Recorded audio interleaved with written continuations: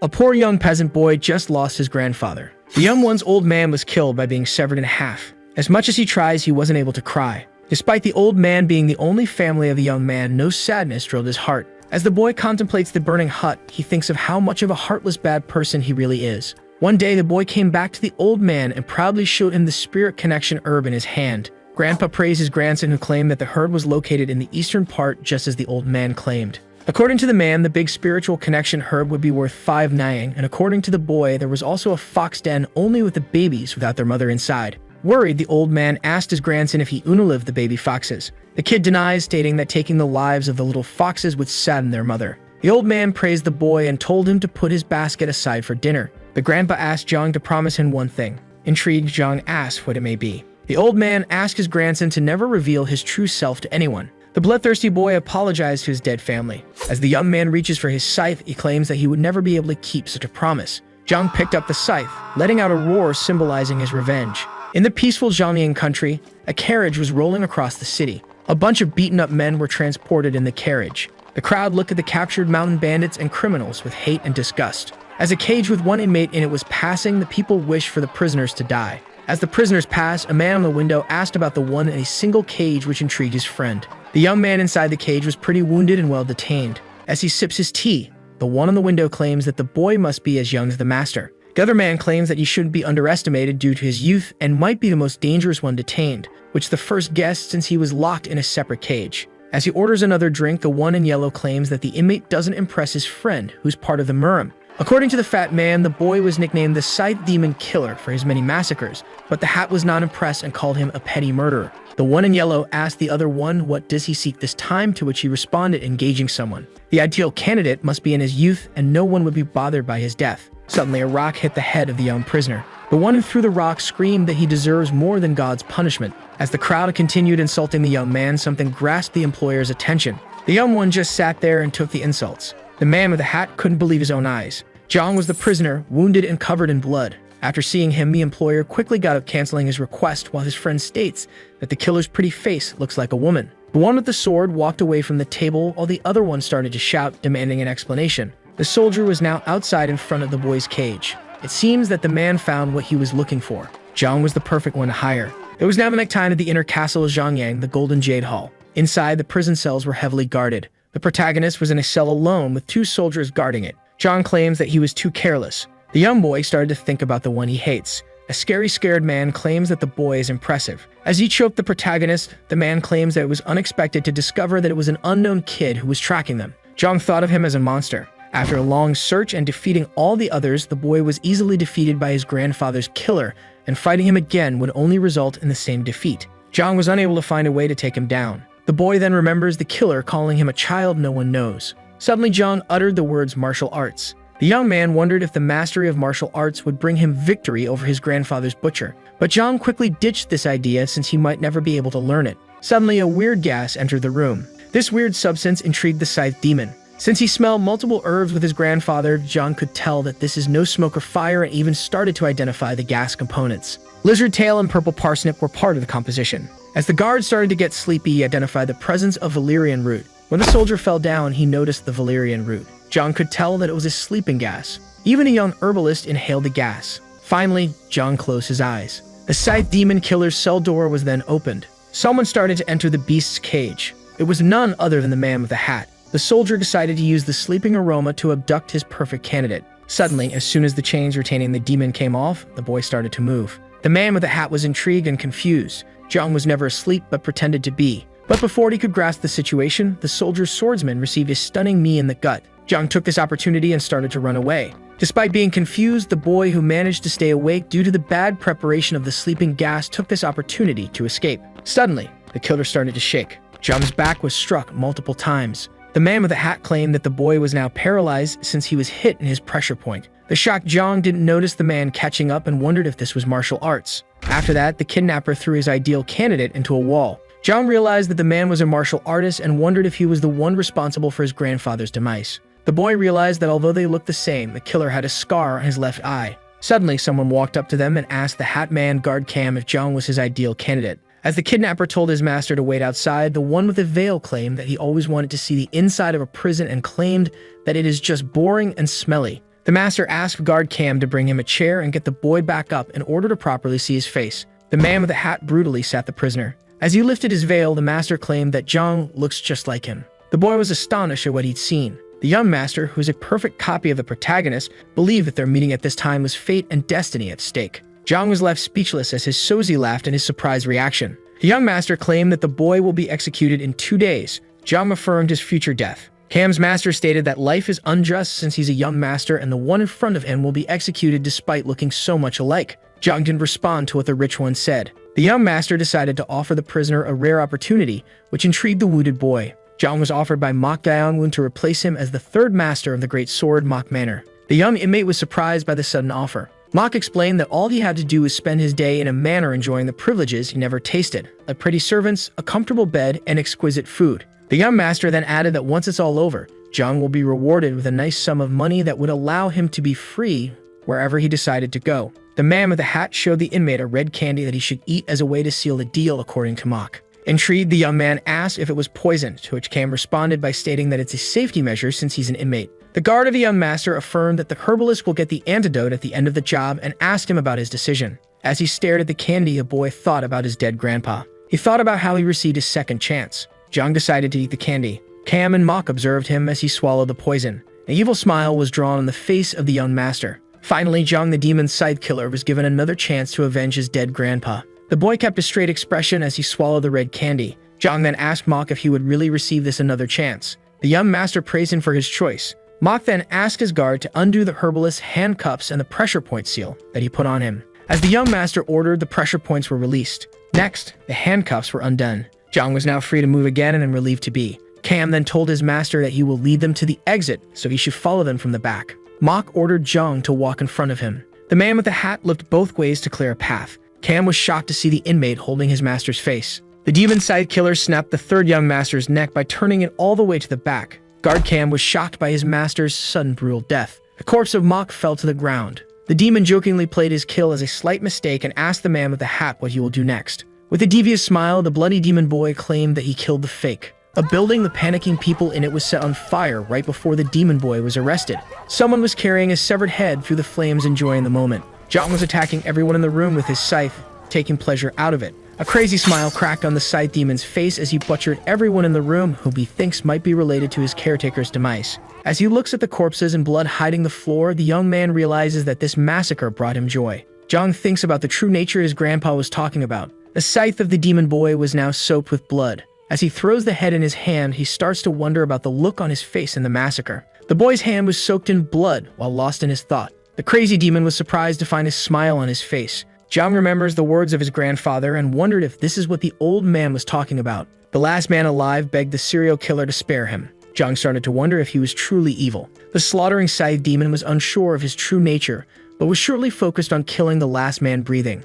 Suddenly, the young man received an astonishing kick in the gut. A mysterious warrior sent the kid flying into the wall with a single kick. Zhang hit the wooden wall at a high speed. As the young boy struggles to stand up, the warrior was intrigued while the last of the men ran away. The man with the scar was surprised to see the young man still breathing and thought that it was spectacular as he drew his sword. Our protagonist was unable to speak while thinking about the one that kicked him. Zhang could definitely tell that the man with the scar was a danger to him. The man then took a proper fighting stance. The one with the scar immediately noticed that the young maniac was ignorant of the martial arts. In a flash, a swordsman dashed in the boy's direction while claiming that the demon survived his strongest move. Zhang was then grunting in pain and grabbed by the neck. The slaughtering scythe demon had a hard time believing his interested choker was a normal human since he managed to instantly cover the wide distance between the both of them. The man with the scar confessed that he was wondering about the one tracking him down, but was shocked to find an inexperienced kid in martial arts, which intrigued the young man. But before Zhang could ask his question, the warrior stabbed him in the stomach. The boy in pain started to cough up blood. The man with the scar stated that Zhang was a child that was able to tank his ultimate move without paying with his life.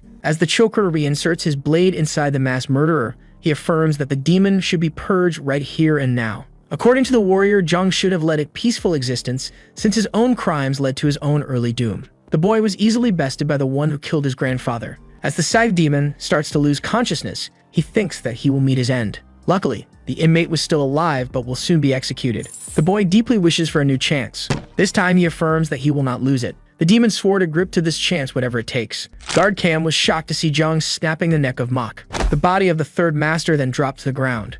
With a maniac smile, the boy asked the man with the hat for his next action. The bloodthirsty demon affirms that he killed the fake one. Suddenly, the angry Cam grabs the inmate by the neck and slaps him into the wall. The man with the hat was furious at the stand-in killing his master and asked him if he has a death wish. But the smiling Zhang affirms the contrary, since his role is to replace the real master in case of danger. As he tightens his grip around the hand that is choking him, the clever demon affirms that obeying blindly would surely lead him to his death. Guard Cam was surprised by the young man's impressive strength. As he tries to remove the inmate's grip from his hand, the man with the hat asked him if he wasn't afraid of being killed by him. Guard Cam was shocked to see Zhang, guessing the lack of a bond between him and his master, which justifies the killer being not dead yet. Not wanting to face reality, Guard Cam slapped the boy into the ground. The boy was completely overwhelmed by the man's move. Guard Cam then pulled a dagger from behind his back. With a cold look in his eyes, the man with the hat affirmed to the boy that he will kill him. Zhang asked if his death was really inevitable. The intrigued Guard Cam asked the demon boy why he should spare him. The clever young man stated that he has to obey the holder of the poison's antidote or else he will die.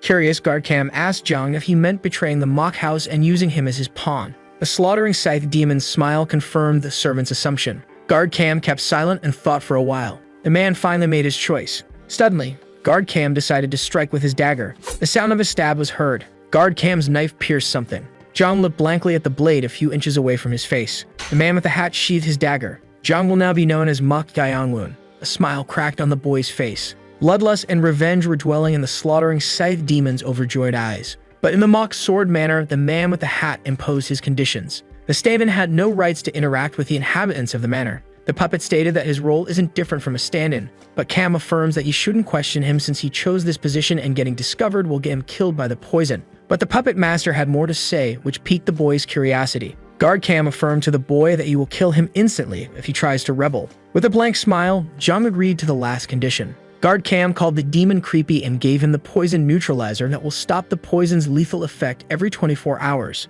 Dawn started to rise on the sword mock manor. The young boy was thinking about his good luck.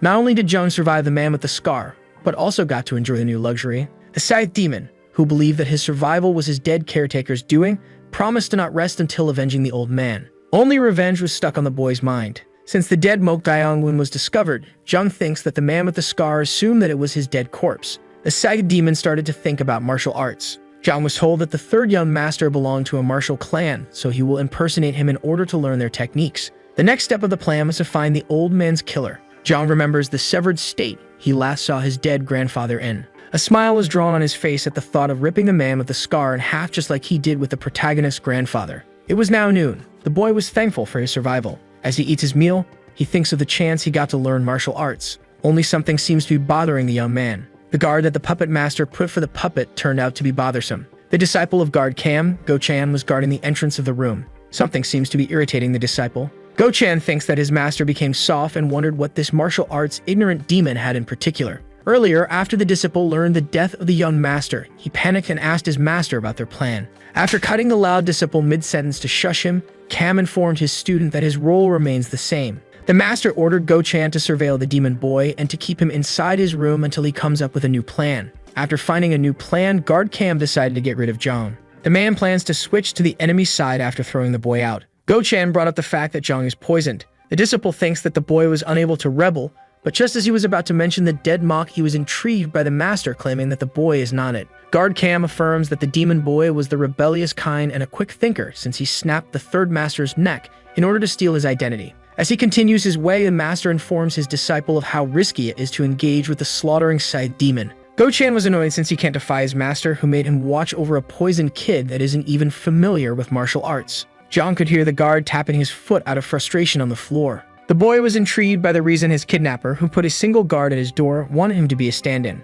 After a few days, the fake master grasped the atmosphere of the manor and could tell that it is safe enough to not need stand-in services, which left the boy suspicious of his role. Zhang theorized that Guard Cam won't tell him the reason behind his presence. A smile was drawn on the maniac's face. The crazy boy finally realized that the puppet master aims to join the enemy side. Go-chan was still guarding the door. Guard Cam's disciple fell asleep standing. The man was suddenly woken up by the fake master opening the door. Confused, the guard asked if the kid wanted to go to the bathroom, but he denied, saying that he needed to walk outside and ask the man a few questions. The irritated disciple of Guard Cam immediately told the boy to get back to his room or else you will beat him up. The As Go-chan grabbed the imposter by the collar, the demon of the site stated that it won't cause issues if it is kept between them. Suddenly, the disciple slapped the puppet to the wall. Go-chan ordered the former inmate to re-enter his room and to stop his arrogance, since angering him would only bring harm. The demon boy stood silent for a second before claiming that the master was stronger than the student. Suddenly, the imposter grabbed the confused guard's shoulder. Jung lifted the man over him to throw him to the ground.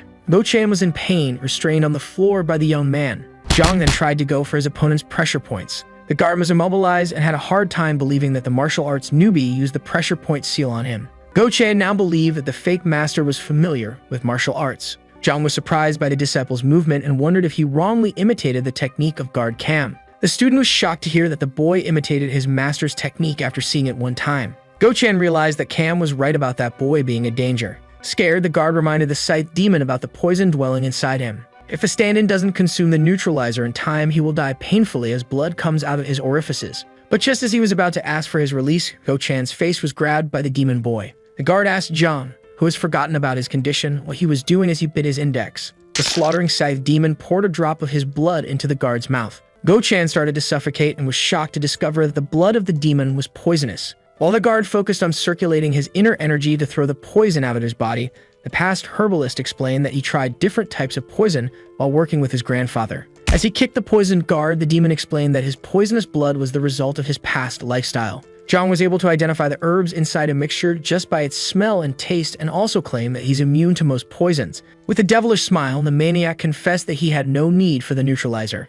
After his face returned to normal, he decided to ask Go-chan about the mock sword manner. Since Jung was the only one able to cure his blood poison, the scared guard had no choice but to cooperate with what he thinks is a demon. It was a bright day in the mock manor main hall. A man lying in bed was coughing in the manor master's room. Mock Indon, the current manor master, was sick in bed. The doctor treating the man was starting to get desperate. Worried about his master, the man summoned was powerless to find the cause of his sickness despite summoning all his knowledge and experience and using many herbs. The doctor thinks that it would have been wiser to choose a successor early on. Since the master didn't choose one of his 4 sons as his successor before getting sick, the manor is plunged in an atmosphere of serenity before chaos. The 4 sons will get bloody in order to acquire their father's position if he ever went to the other side. According to the doctor, the first wife of Indon was very fond of the first son and would deploy unknown means to assure him her husband's succession. The presence of Lady Seok, the first wife of Mock Indon, who came to check on her husband, startled the old doctor. As the servant greeted the lady, she asked him again about the master's condition. The doctor apologized to the first wife, stating that he lacks the knowledge to cure her husband from the unknown disease, just as she expected.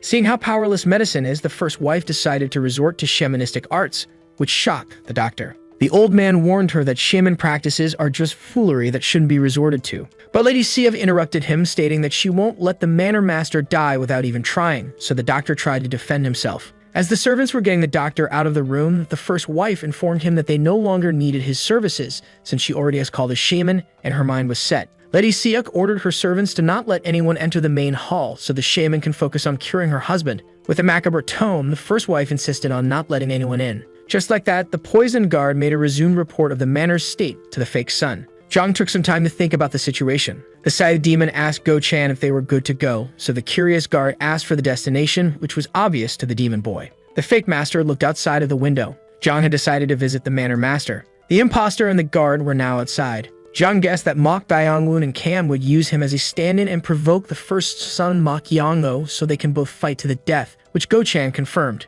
This plan was the best possible option. Mok Yongo was a 20-year-old distinguished by the birthmark on his left cheek and love for alcohol and women, which led the cruel, greedy, least favorite Mok to visit the tavern almost daily. The second son was a clever 18-year-old named Unpyeong with sharp eyes that looked like his mother and would use any means to secure himself as the heir of the lord. The plan was to make the second son kill the imposter and then wait for the first to stab him in the back, which would lead the two older brothers to engage in a fight to the death. This strategy was known as the winning by default plan. In the end, it wouldn't matter who won the duel, since he would be eliminated as an heir for killing his brother, making the real Mok Gyeongun the best option for becoming lord of the house. The plan of the third young master was perfect until the scythe demon unexpectedly eliminated him. Go-chan asked the fake master for the reason behind visiting Indon, to which he replied by stating that the man's condition would immediately start his and the brother's bloodshed. Worried, the young guard warned Zhang about his master. But the demon boy indirectly threatened the guard by asking him to keep the visit a secret, which terrified him. Lady Siak was standing outside the inner hall of the manor.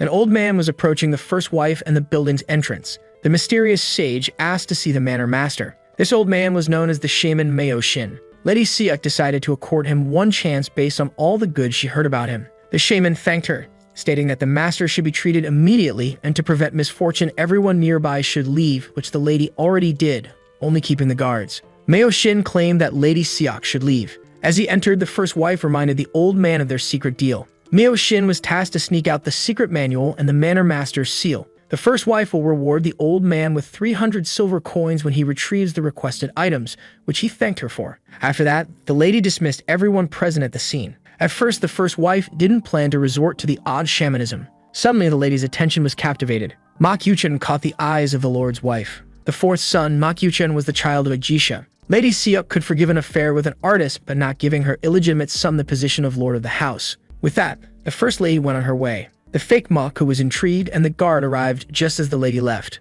Zhang noticed the boy's presence. Gochen explained that this is Yuchen, the youngest son of the manor master, who seemed to be practicing his martial arts.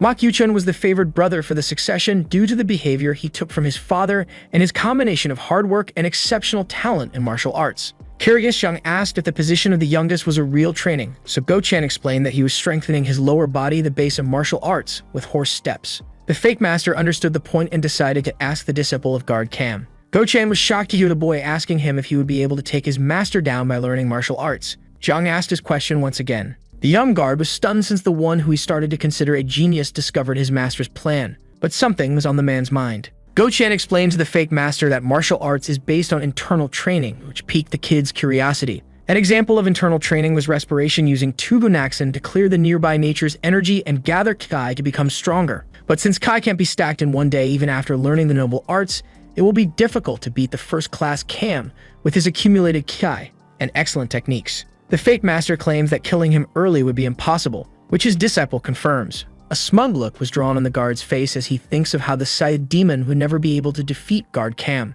One can only start internal training in a short period of time between 5 and 9, or else negative energy begins to stack, which would result in a difficult mastery of Kai. Guard Gochen assumed that the young man could never use Kai. A discreet smile was seen on his face as he mocked his young master, who will pointlessly try to gather Kai. Suddenly, the murderous eyes of the creep turned emotionless, which alarmed the man. As he observed the man's pupil, Zhang confessed how much he wanted to pierce his greedy eyes. The smile returned to the boy's face as he asked the young guard to become his person. The shocked Gochen accepted the offer of his new master. Zhang thinks that he is unlikely able to finish off his enemy Cam, and making him into an ally is also difficult due to the lack of trust. Gochen stated that they should leave early, which intrigued the fake young master. According to the guard, the fourth son hated the third, so the Scythe demon asked for the reason behind this hatred. Gochen claims that Jiang Woon insulted Yuchen's mother, which led to the fourth beating up the third, which made the fake master smile. Zhang burst out in laughter and claimed that the youngest son was a kind soul for not ripping his older brother's limbs. Guard Gochen then asked his new master to leave now without causing unwanted problems,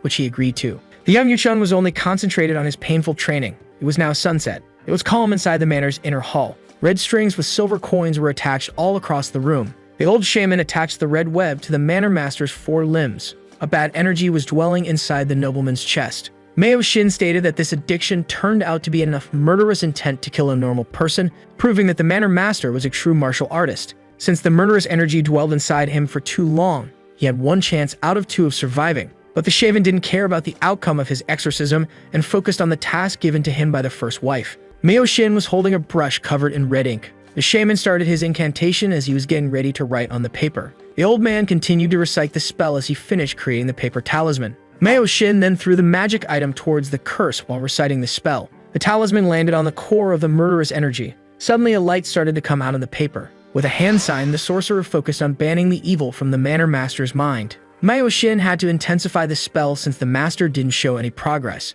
The shaman concentrated on his magic words and mudras. The man was shocked to only see a small part of the murderous energy coming out of the cursed one, realizing that the dark energy inside him was too strong. Meo Shin changed the mudras, casting the enlightenment prayer. Suddenly, the manor master's eyes were shining red as he grunted in pain, and the old one continued with his prayers. Suddenly, one of the red strings was broken. The old man panicked and wondered if the lady or anybody else entered the room, since they shouldn't be bothered at this part of the ritual. A blast of murderous energy coming from the cursed one blasted the old man away. The shaman fell on someone's legs. Meo Shin was startled about these sudden presences while the guard asked for an explanation. Gochen was shocked to see the head of the family in this state, so the old man denied that he knew his identity as Zhang decided to get closer. Suddenly, the slaughtering demon scythe joined his hands in order to greet someone with a smile. The shaman was shocked to meet the fake third master in front of his agonizing father. With a smile on his face, the demon boy politely greeted the father of the man he murdered. A loud voice was chasing someone away. Meo Shin stated that nobody, even the master's son, should enter the room on the first wife's order,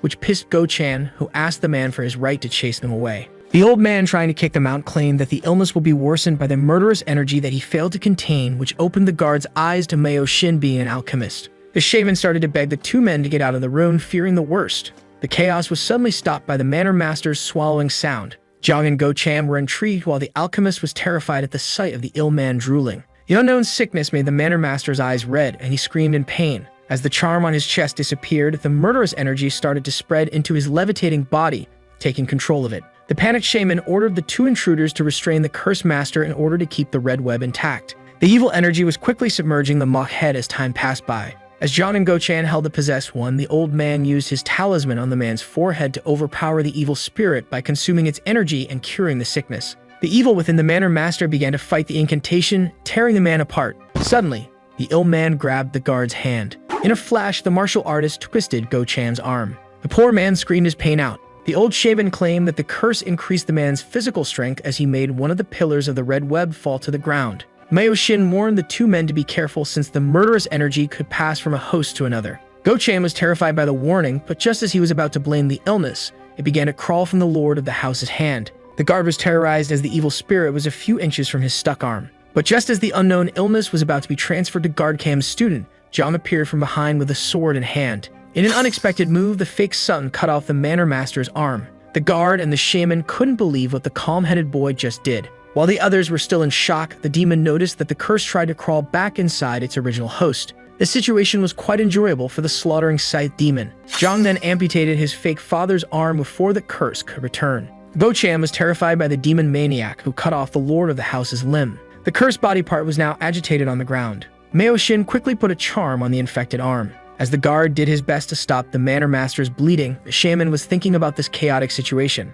The alchemist decided to escape before being held responsible since he failed to retrieve the desired objects of the freshly amputated head of the house. Just as he was thinking of doing the least and leaving, a blade suddenly appeared close to his neck. The shaman started to panic and asked the young master for an explanation. Zhang shushed the confused Go Chan as he was about to speak. The fake son asked if the evil spirit was the reason behind his father's illness, so the old man pointed out the obvious, stating that the manor master might not be out of danger yet. The shaman affirmed that Zhang shouldn't waste his time unless he also wanted the death of the martial artist. Meo Shin realized he messed up when the boy noticed the word "also" that slipped from his mouth. The demon boy asked the old man who wishes for the manor master's death. Zhang asked the shaman if his employer was the one who didn't care about the master's life, but the old man tried to deny it. As the sword approached Meo Shin's neck, the fake young master claimed that the truth is the only way for the shaman to escape death. The old man finally confessed that it was Lady Seok who didn't care about her husband's survival. Go Chan was shocked to hear that the first wife wanted to steal the secret manual and the manor master's seal, while Zhang wondered about the nature of these items. The guard couldn't believe that Lady Seok went that far and thought that the first son would have been secured as the successor of the head of the house if they didn't barge in. Go Chan implied to his master that they must aid his fake father. As he thought about stopping the ascension of the first son to the head of the family, he claimed that the first wife will terminate the demon boy if her husband dies. As the young master agreed with the guard since he sabotaged the lady's plan, the scarred shaman claimed that he will help the manor master whatever it takes. But Zhang disagreed and told the old man to proceed, which confused him. The demon boy decided to let Meo Shin locate the secret manual and the manor master's seal. Both the guard and the old man were shocked at the young master's decision. Meo Shin warned the impostor that it might cost the manor master his life, but he didn't care, while Go Chan thought that he was a madman and wondered about his scheme. The room has now gone quiet. The old shaman was using the remains of the red web to attach the cursed arm to a wooden doll. Zhang asked about the function of the charmed doll. Meo Shin explained that this doll was a fake vessel to deceive the evil spirit into thinking that it's the manor master who could die by interacting with the murderous energy once again. The old shaman decided to start chanting a spell. As the old man continued the incantation, the evil spirit began to climb the red string. Suddenly, a demonic hand came out of the severed arm and grabbed the fake vessel. The lord of the house's eyes began to glow blue as he let out an enormous scream. Both the young master and his person couldn't believe their eyes. As the old man continued the spell, the demonic hand started to crush the wooden doll, which was a bad sign. The shaman thought of how strong the murderous energy was and that any further attempts would result in the evil spirit roaming free. The man wondered how he would resolve the problem since the one with the sword would surely not cooperate. Suddenly, Myoshin figured a way out. A discreet evil smile could be seen on the alchemist's face. The old man claimed that he would exorcise the evil spirit, but the guard shouldn't be there. Go-chan decided to leave since his presence was weird in the room. After the young guard left the room, the old man decided to begin the ritual. This time, the shaman put all of his energy to make the spell work. Suddenly, the evil astral entity began to speak to the two men by using the Manor Master. Myoshin was overjoyed by the ritual's result and ordered the entity to answer his questions,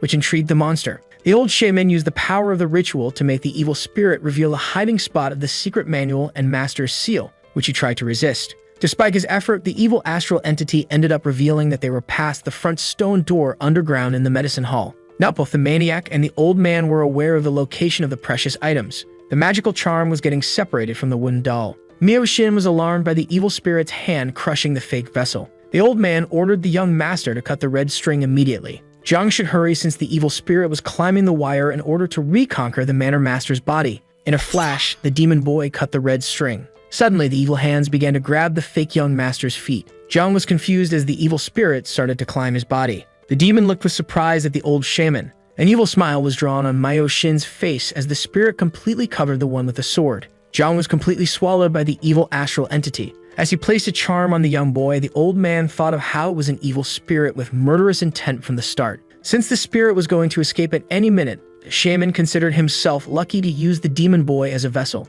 Myoshin was able to retrieve the targeted items and get rid of the third master who planned to make him responsible for the disasters. The young boy was unconscious and unable to move. The angry evil spirit turned out to be a gluey dark slime. Enraged, the murderous spirit decided to not forgive the one who tried to trap him in the wooden doll. The evil spirit assumed that his new vessel was the one who tricked him and was overjoyed by its youth. The fake mock was now going to be restrained forever in his own mind while the demonic astral entity took control of his youthful body instead of the old Manor Master. Zhang was now in a peaceful sunny place wearing his old clothes. The young man was in front of a calm water source. He recognized this place as the watering hole he used to stop by. It was a calm mountain. Our protagonist knew the place very well. The watering pit was engraved in the demon kid's memory since he always frequented it. Zhang started to fill his bucket with water. This time the place felt pretty alien to the herbalist who had an odd sensation dwelling inside him. The young man felt as if he was unable to recall something. Suddenly, Zhang was alarmed by the dark smoke that appeared behind the trees. The fire came from the direction of the boy's home.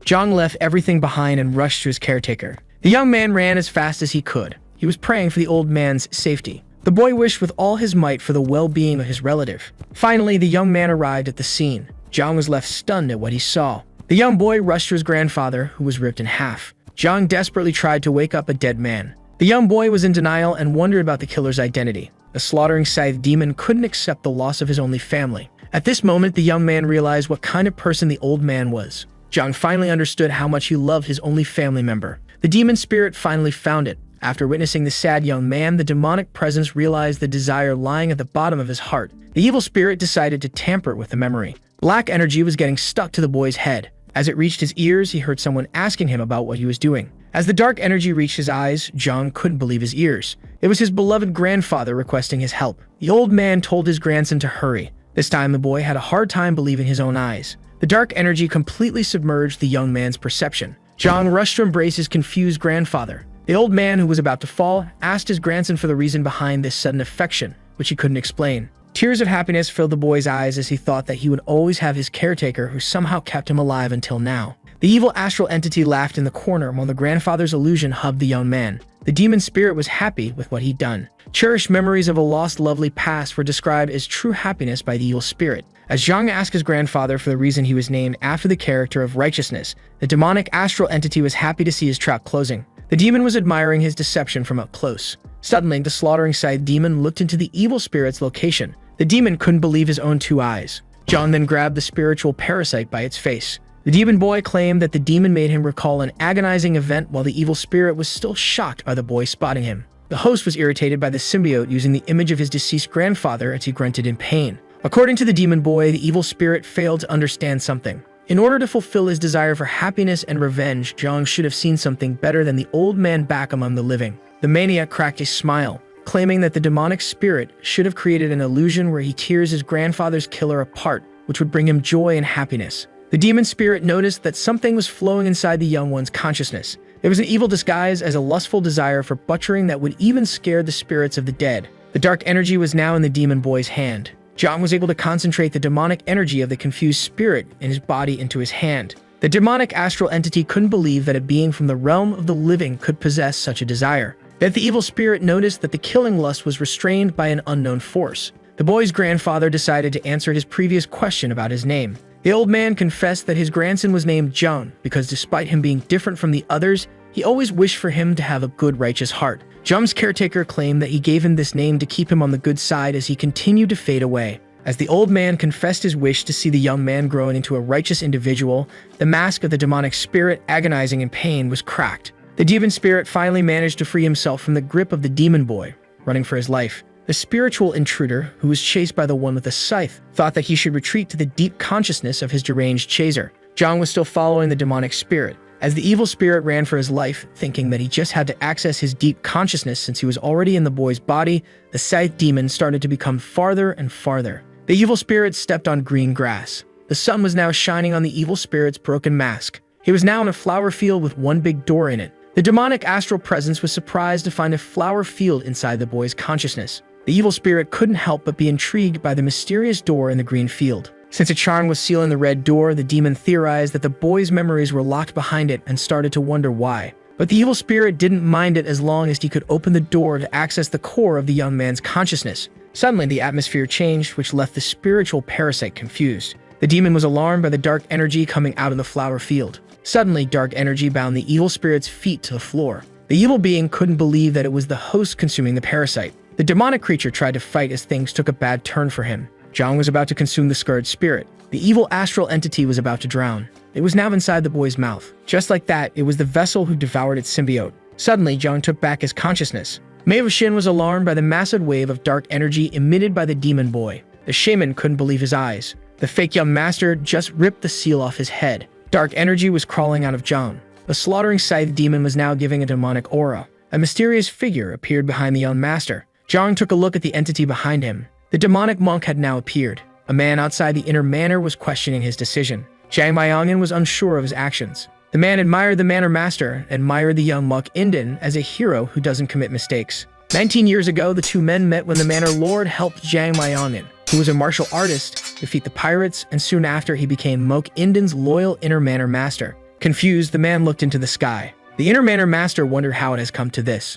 Zhang remembered the first wife asking him his opinion on the son of the Jisha succeeding his father as the new head of the Mock Sword Manor. Lady Sixin claimed that in order to protect the family's future, the inner manor master must clear the surroundings of the inner hall until the shaman locates the desired objects. Zhang allowed the shaman entry to help the mock house but felt uneasy since he thought that the old man was a fake and that he and Lady Siak would use medicine to threaten the master. Finally, the inner manor master decided to act since the plan of the first wife went against his oath toward Mock Inden. The man decided to quickly check on the manor master. Mei-Shin thought that this wasn't the regular vengeful spirit. The young boy just summoned a high-class evil spirit. Being was getting ready to order the demonic monk. The demon boy commanded the evil spirit to kill the old trickster. Mei-Shin started to panic. In a flash, the shaman used the hand sign of comfort to block the demonic monk. The shaman was confused since the young master commanded an evil astral entity. Mei-Shin thought that it was impossible to command a creature of pure malice like a vengeful spirit. The old man had a hard time repelling the evil attacking him.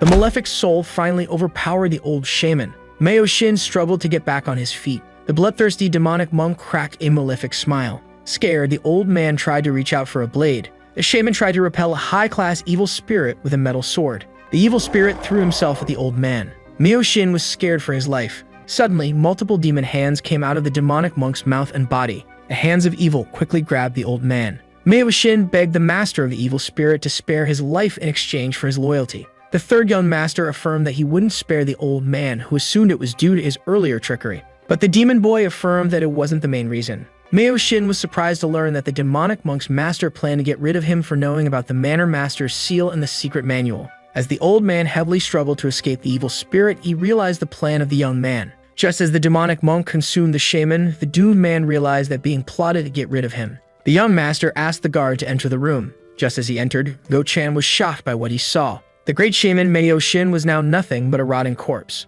The guard asked the master if the old man died, but the young one didn't answer and asked the guard to carry the body, which startled him. Suddenly, the demon boy started to swing his sword. Zhang used his blade to wreck the manor master's room. The young man claimed that Mao Xin had gone mad and in his madness amputated the arm of Ma Qinden. Go-Chan was speechless when Zhang revealed that they stopped the old man as they were passing by. The guard asked the demon boy if he plotted to lie, which he confirmed, and asked if there was an issue with the plan. Go-Chan believed that the lie was legit but wondered if the others would believe it, especially Lady Seok, who would question them, so he claimed that it would make him look suspicious. Zhang asked if his story wasn't gullible, so the guard stated that even if the shaman had truly gone mad, his employer would reject this idea. The demon boy started to think of a way to perfect his made-up story. Zhang came up with a solution as he lifted his sword, which piqued Go-Chan's curiosity. As he stabbed his own leg, the demon boy added to the story, saying that the madman amputated his father's arm and tried to terminate him. The guard was shocked by this action and plan. Zhang threw the weapon away and asked the guard about his plan.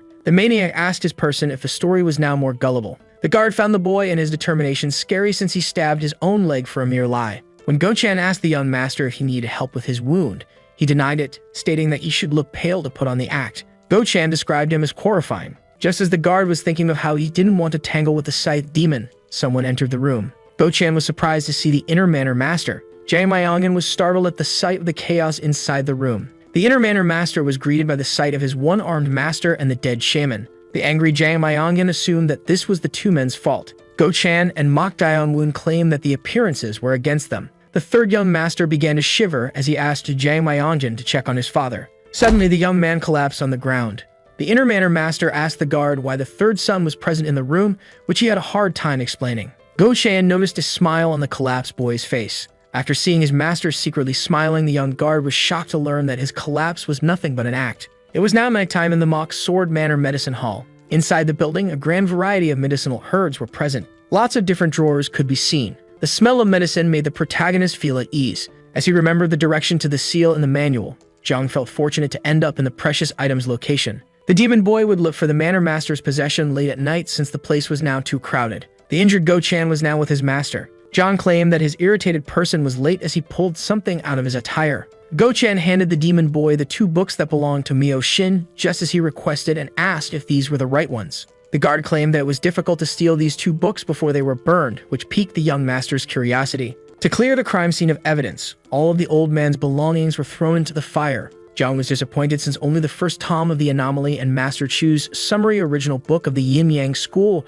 were the only ones that didn't disappear in the fire. The demon boy praised the young guard for his good work. Zhang asked Go-Chan what was with him, to which he responded by expressing his curiosity about the young master seeking these two shamanistic books. The scythe demon pointed at the window and asked the confused guard what he saw outside it. Go-Chan took a good look outside. The guard claimed that he saw nothing outside the window where the giant demonic monk was. Zhang affirmed that this was the problem he was trying to resolve, which left the young guard even more confused. Suddenly, a loud shouting caught the two men's attention. A voice behind the door affirmed to the lady that the third son was still injured, but she didn't care. The door was open, revealing the first wife of the manor master. Lady Seok came to talk with the young master. Zhang just stared at the woman blankly. Go-Chan immediately greeted the first wife. Zhang finally understood who the woman in front of him was. The angry lady was the first wife from the martial Seok clan. Guard Cam described her as the most interesting person, being intelligent and a first-rate martial artist from the Seok martial clan. As the young man greeted the first wife, he remembered the puppet master mentioning her as a bigger threat than the first son.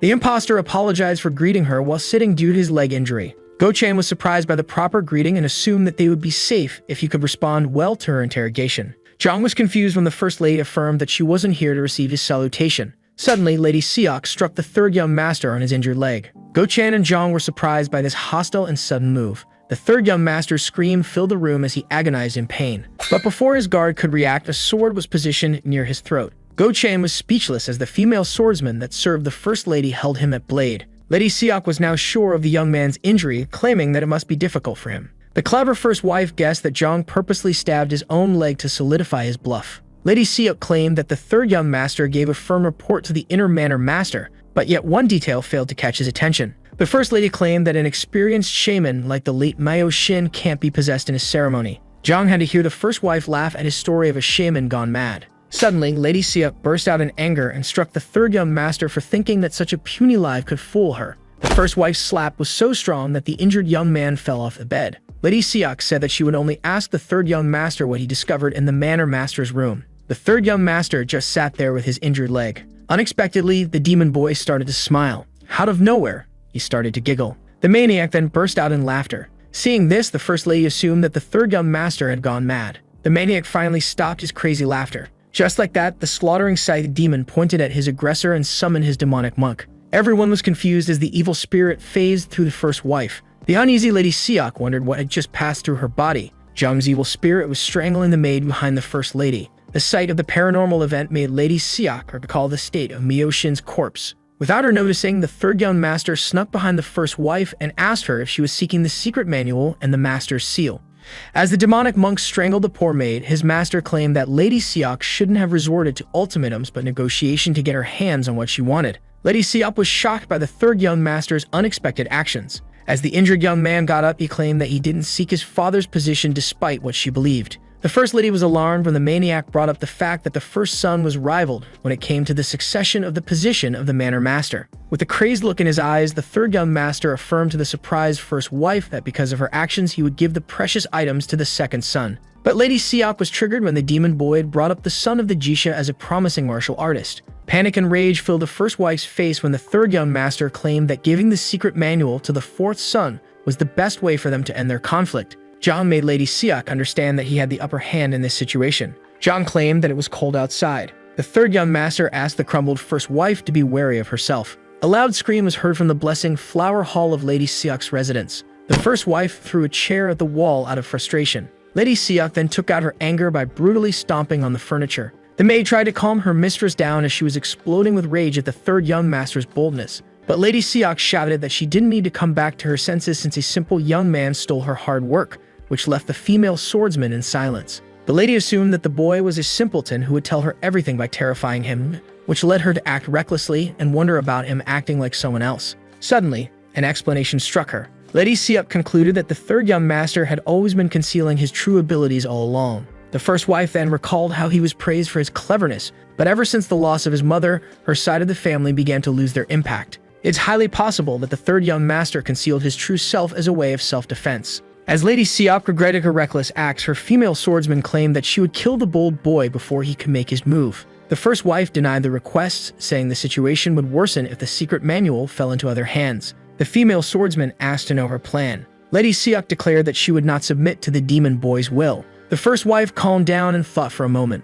Lady Siak asked her surprised subordinate to inform the Phoenix Pavilion of the old shaman's death. The female swordsman was shocked to hear the name of the Phoenix Pavilion. The late old man was part of a shaman organization known as the Phoenix Pavilion. An evil smile was put on the mistress' face as she thought about how the outcome wouldn't go as the third young master pleases. It was now midnight in the medicine hall. Jiang started to read about the dead turning into evil spirits because of unfulfilled revenge in Master Chu's summary original book of the Yin-Yang School. According to the manuscript, the power of the said spirit is determined by many conditions. The impostor approached the book towards the light. There is the weak red spirit chained to a location and can only cause goosebumps, the orange spirit that can harm the body of its host, and the yellow, which was the lethal type to be purged. Suddenly, the evil spirit came back to the side of his master. Zhang assumed that his demonic monk was the third type of spirit as he asked him if he located what they seek. The demon boy was informed that the door was hidden by the rarely used weathered leaves by the spirit, who appeared to be great for scouting and locating the doors of the underground. But the demonic monk had to go for the maid since her mistress was immune to his evil power.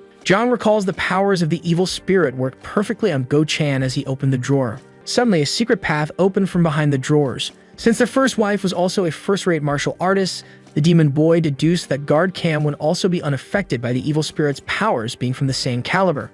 An idea struck the imposter as he opened the shamanic book. Zhang decided to take control of one of the decades-old diabolical green spirits, who could bend their environment to their will and create mirages. The extremely dangerous green spirits were to be immediately eradicated. The young man made up his mind. With that said, the scythe demon decided to enter the secret path and go seek the secret manual and the manor master's seal. The young boy began to descend the stairs. The stairs were going long underground. Zhang wondered if this deep tunnel's only purpose was to hide the manor master's seal and secret book. The demon boy judged that it wouldn't hurt to possess the precious items wanted by everyone. Since the powers of his evil spirit couldn't hurt his puppet master, the stand-in had to find other ways to fight him. Zhang seemed to have reached the end of the stairs. The young man found himself at the entrance of a giant dark cave. Zhang saw there the 4 stone doors just as described by the possessed master. The desired objects were behind the 4th one. The demon boy opened the stone door. Zhang Jiang claimed that he must dive deeper into the cave. The fake third son wondered if all of this was crucial to hide the desired objects. Suddenly, the wandering young man stepped on a stone, activating a trap. An unexpected giant boulder with a chain was about to fall on the head of the protagonist. At the last moment, the demon boy dodged the giant rock from the booby trap. Jiang didn't anticipate the place to be filled with traps. The fake mock son was confused to see 3 distant lights coming his way. The 3 lights turned out to be arrows that the young master evaded at the last minute. Jiang started to use his lanterns to repel the upcoming arrow traps. An arrow came close to piercing the young man's heart. As the arrow struck an object, a light came out of it. Jiang easily blocked the final arrow using the lantern in his hand. Things started to get serious for the demon boy when a giant log was swung his way. Jiang wondered if the secret manual was worth being guarded underground with traps as he evaded the giant wooden log. But he also pictured another possibility. Something other than the secret manual was hidden here. Jiang assumed that an artifact more precious was in this cave. Suddenly, an amazing number of giant weapons came flying towards the book seeker. As he evaded them, the fake young master looked forward to what he would discover at the end of the cave. Jiang safely landed on the ground.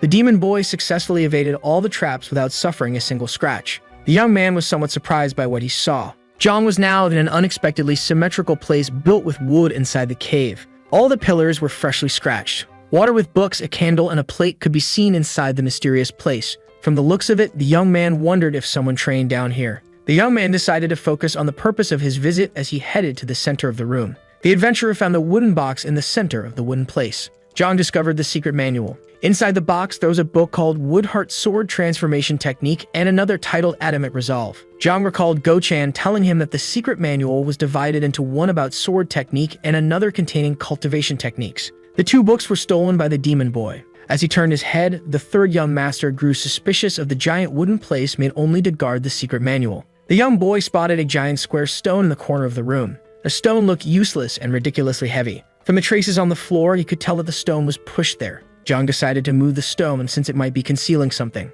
The demon boy's suspicions were confirmed. Something was sealed under the floor. Jiang decided to open the trap door. The fake young master discovered a wooden chest. Charms were also used to lock the wooden box. Even the scythe demon thought that the wooden chest possessed a scary aura. The third young master began to remove the talismans as he thought of how much more guarded it was than the secret manual. Suddenly, the light of the lantern faded away as the young man opened the mysterious wooden chest. Just as he was about to start wondering about the flame of the lantern, something caught the boy's amazement. The third young master just stood there and contemplated the inside of the wooden box containing an ordinary book with a leather cover. As he observed his new find, he claimed that the book made of human flesh had a bad smell and texture. A crazed smile was put on the face of this maniac. The slaughtering scythe demon had obtained an evil humanoid leather book. The drums were being played loudly.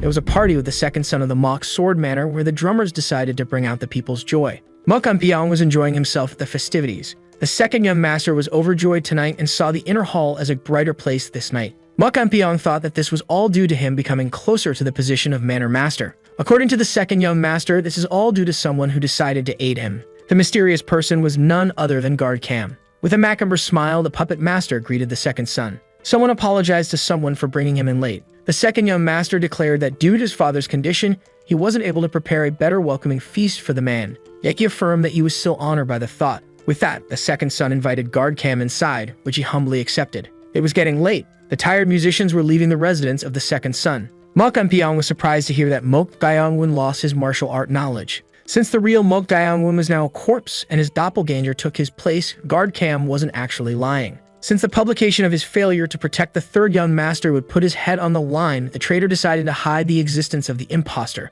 which explains his cooperation. Guard Cam confirmed the second son's suspicions, thinking that the fake won't have the last word. The traitor affirmed that the imposter of the third is currently unable to use martial arts as he thinks of decapitating him as a symbol of his loyalty to his older brother. MangaCapped was overjoyed by his brother's inability to use martial arts and called his brother an imbecile who surely lost his right to become the manor master. The second son then laughed, expressing his gratitude for Guard Cam, who recently joined his side. The old guard was alarmed when his new master mentioned how he isn't willing to uncover the reason behind the third young master's disability when it comes to martial arts. MangaCapped claimed that he would grant the guard forgiveness no matter the reason, since all mistakes are human. Knowing that the second son would put him under his boot as soon as he knew the reason, Guard Cam apologized to him, stating that the reason must currently stay hidden. Guard Cam affirmed to the second son that his ignorance would not harm him, and since he trusted him, the second son turned a blind eye. MangaCapped called the man a former assassin of the infamous palace. Guard Cam was terribly shocked to be called such by the young master. The second son, whom the guard had only ever seen as a clever child,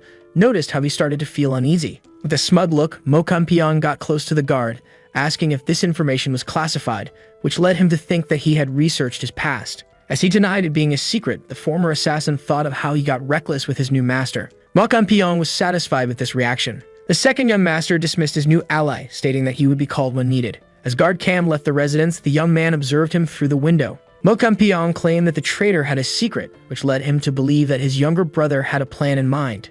Cho Ilseng, who was close to early peak, was tasked with uncovering the third young master's secret and confirming his disability regarding martial arts. The henchman asked his master if he should only go for reconnaissance. The second young master claimed that it would be better if he got rough. Cho Ilseng gladly agreed to his master's command. Meanwhile, in the underground wooden temple, Zhang could actually feel a heartbeat emitting from the flesh book. Yet despite feeling a lively beat, the imposter could feel something contrary. Whatever was between his fingers was not too far from its grave. The scythe demon was astonished and wondered about the reason behind the presence of the demonic book. The young man's curiosity was about to get the best of him as he was about to open the evil book and read it. Suddenly, an evil presence filled the place. The demonic monk had returned. Zhang asked him the reason for his presence. The evil spirit felt alarmed at what he had seen. The devilish astral entity bowed as a sign of obedience and submission. Zhang couldn't believe his eyes. The demonic monk was acting as if he was scared. The maniac immediately guessed how powerful the devilish book was. However, the boy quickly places the book back into the box where it was while thinking that if the demon monk was there, someone must be nearby.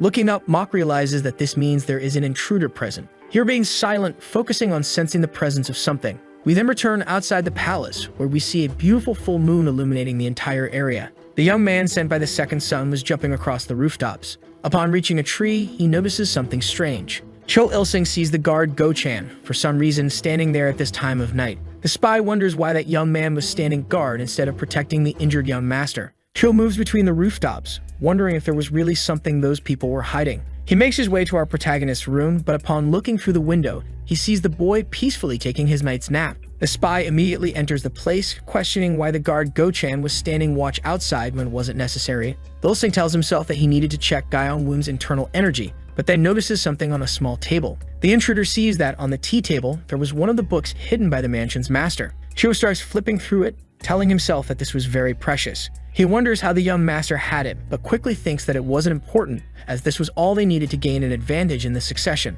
Finally, the young man comments that they are going to win, but he doesn't realize that behind him, Jae-hyun-woon is there.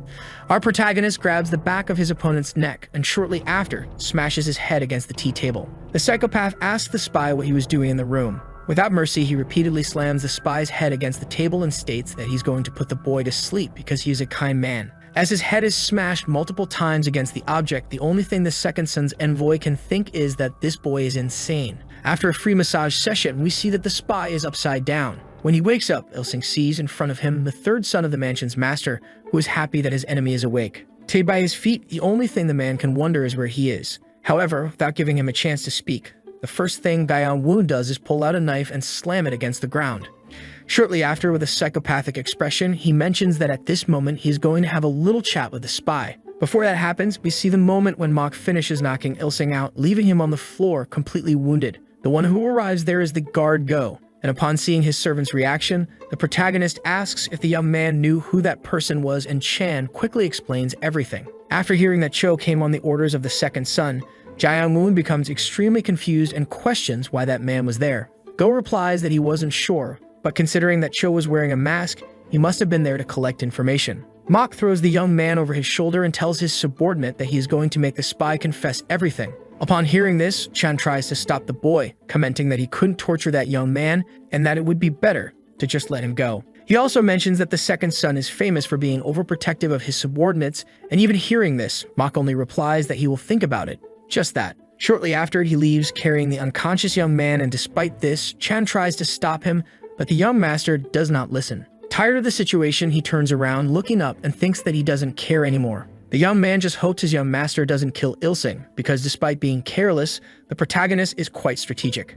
However, upon thinking further about it, Chan realizes just how crazy that young man is, and for that reason, he realizes that the young master will probably kill him. Back to the present moment, Ilseng is hanging upside down, asking the young master to untie him. Confused, Jae-hyun-woon asks why he would untie his enemy. Ilsung explains that he was there under orders from the second son of the master and Jaehyung-won would not survive if he continued doing this. Cho, even in his current position, asked our protagonist not to make things more irritating and that he should just hand over the secret manual. Mok suddenly lets out a small laugh and comments that this is funny. He tells the spy that he has now confirmed it is truly true that his brother values his subordinates, as one of them is acting as if he has the upper hand even in this situation. The young man stands up and comments that he would untie Ilsung, and the arrogant boy affirms that this was a good decision. Cho, grateful, comments that he will convince the second young master to forget about this, but something happens to him. Suddenly, one of the fingers on his hand simply disappears. With a psychopathic expression and holding it in his hand, our protagonist asks Ilsung if he knows whose finger that was.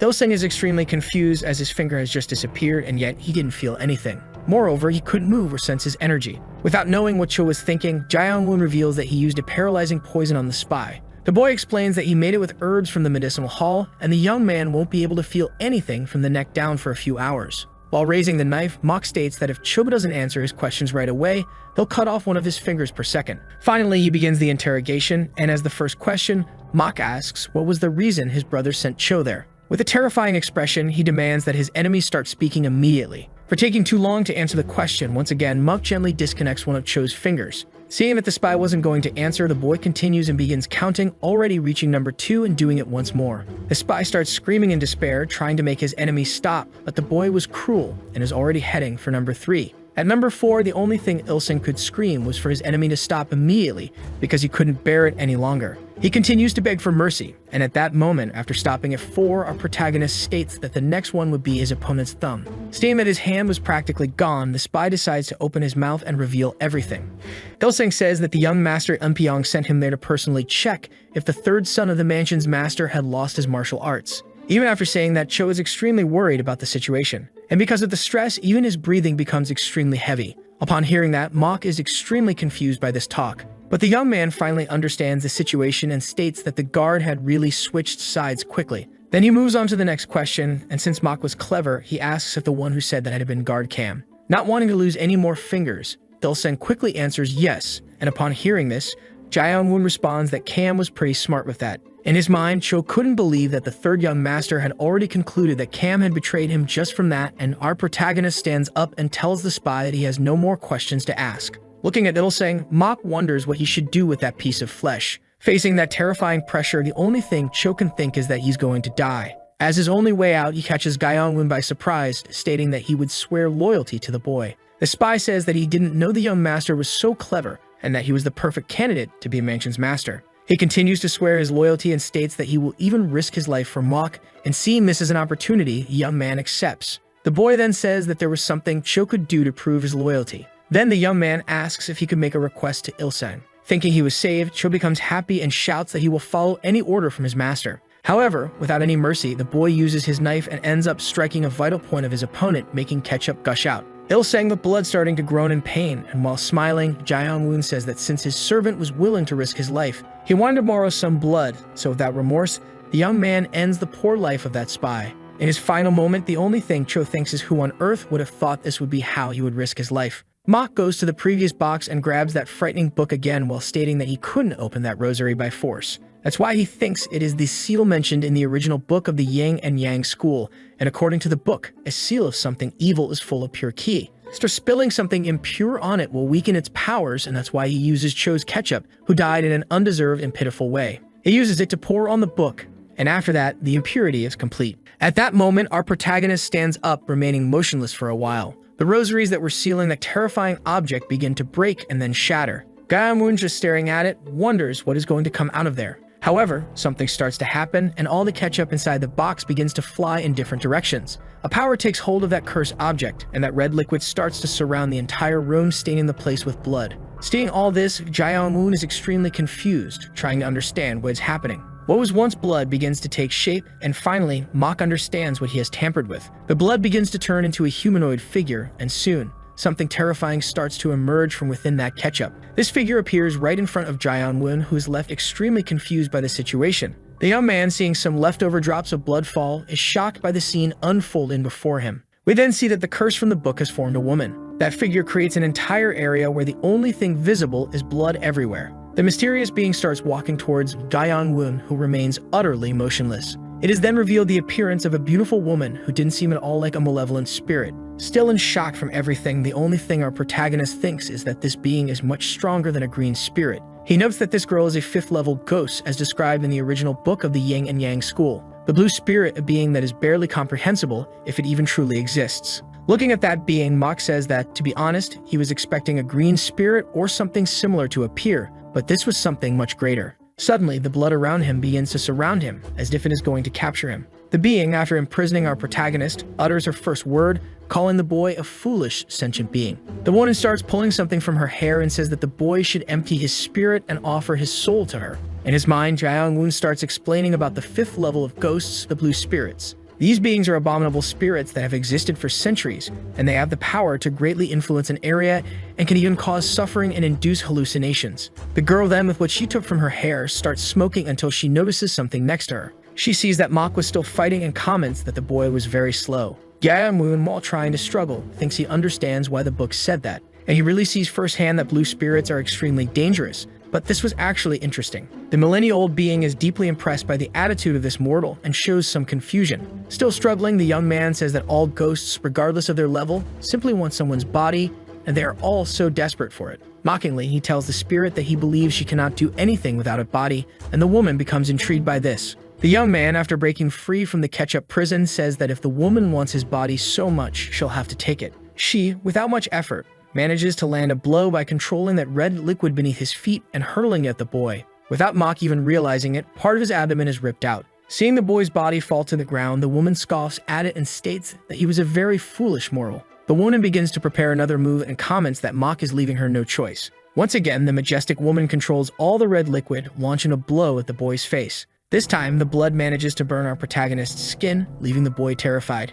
Smiling, the woman asks if the boy finally understood that there was nothing he could do. Once more, she asks Mach to be a good boy and give her his body. However, before he could fall again, the young man manages to stand up, surprising the spirit once more. Even completely injured, the boy tries to stay on his feet. The woman cannot believe that this boy managed to hold on this long and even endure the pain of having his face destroyed, stating that the young man is not ordinary. This time, the liquid beneath the boy's feet starts to form and grab his ankle. Soon after, the blue-level spirit uses this to hurl Mach against one of the pillars that was there. The woman then comments that she will make an offer to the young man, and if he gives her his body, she will grant him one wish. Completely injured and out of options, the boy asks why the spirit was letting him have that. As she approaches the human, the only thing the woman says is that she was being kind and that it wasn't good for her if the boy's body was too damaged. Jae-young-woon nevertheless asks what would happen if he refused the offer. With a demonic expression, the woman states that she will kill the boy and look for another human. He questions if he would really get a wish, and the woman promptly agrees. Seeing the boy's determination, the spirit comments that he must have lived a hard life and wonders what happened to the young man because whatever it was, she would avenge him.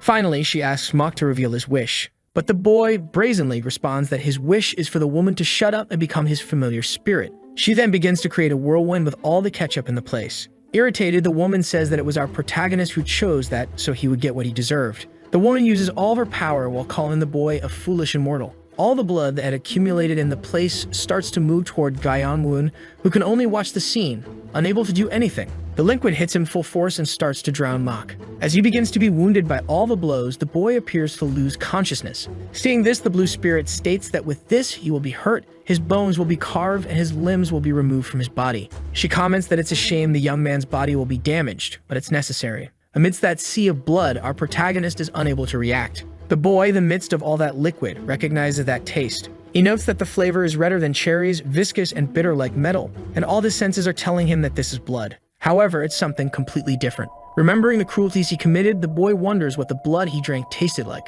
He recalls that this blood had the vibration of life, warmth, and vitality, and that was what it meant to be alive, but what he was feeling now was death. Then in the midst of it all, for some reason, Mach manages to wake up. Seeing this, the blue-level spirit is in complete shock, unable to understand the situation. Jae-young-woon finally realizes that all of this was an illusion and begins to break everything around him, as if the universe itself was cracking. The spirit and our protagonist are sent back to the place they were before everything happened. The woman is thrown against the wall, hitting her back and left in shock. A terrifying aura can be felt emanating from Jae-young-woon's body as he stands still in the center of that room. Seeing this, that completely intact boy, the demon states that this situation was utterly impossible. Desperate, the spirit creates a red butterfly that lands on her fingernails. The woman sends this small insect flying toward her opponent. The attack flies smoothly towards Gyeong-woon. However, upon hitting the boy, it seems he is not affected. Seeing this, the woman thinks and realizes that this is transcendence. Transcendence is a way to escape any illusion by getting rid of all 5 senses, and thinking about it,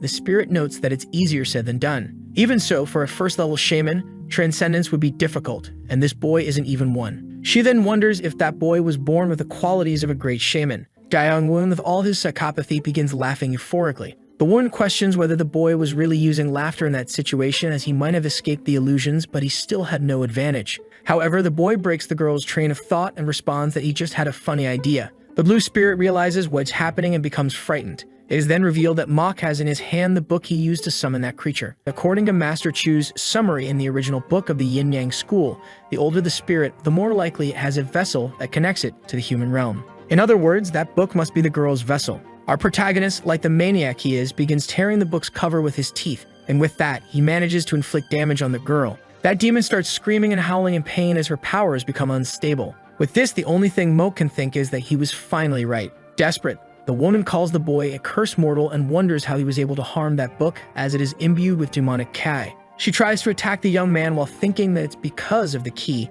that first-level shamans barely managed to seal the book after several attempts to destroy it, and yet that boy succeeded. Without hesitation, the demon lunges at Mok, grabbing him by the neck. The crazy spirit starts choking the boy, asking if this too is an illusion. She comments that she no longer needs the boy's body, only needs to kill him, and that he should blame his own foolishness for rejecting her kindness. With this reaction, Gyeong-woon remarks that it was strange because all she needed to do was steal a book from him. However, he explains that he already figured it out and states that the girl cannot touch that object. The young man begins to swallow the piece of the book cover he had bitten off, and the woman, seeing this, becomes even more enraged. She starts hitting him repeatedly, demanding that the boy spit it out immediately. While swallowing it and almost choking, the boy thinks that the blood that entered his body earlier has entered circulation and is harming him. And that feeling of his entire body being broken reminds him of the first time he ate a poisoned target, but what he feels most clearly now is the fury of the soul. A fury against someone as strong as him, and above all, a desire for revenge. Finally, Mok swallows the piece, awakening the full fury of the spirit. The woman begins screaming, calling the boy a foolish mortal. She tightens her grip on the young man's neck, who starts coughing up blood. However, the two look at each other and realize what is happening. Suddenly, our protagonist is teleported to a completely red place with a burning castle. Confused, the boy finds himself in the middle of a sea of corpses and wonders where he is. Then in front of him, he sees something strange.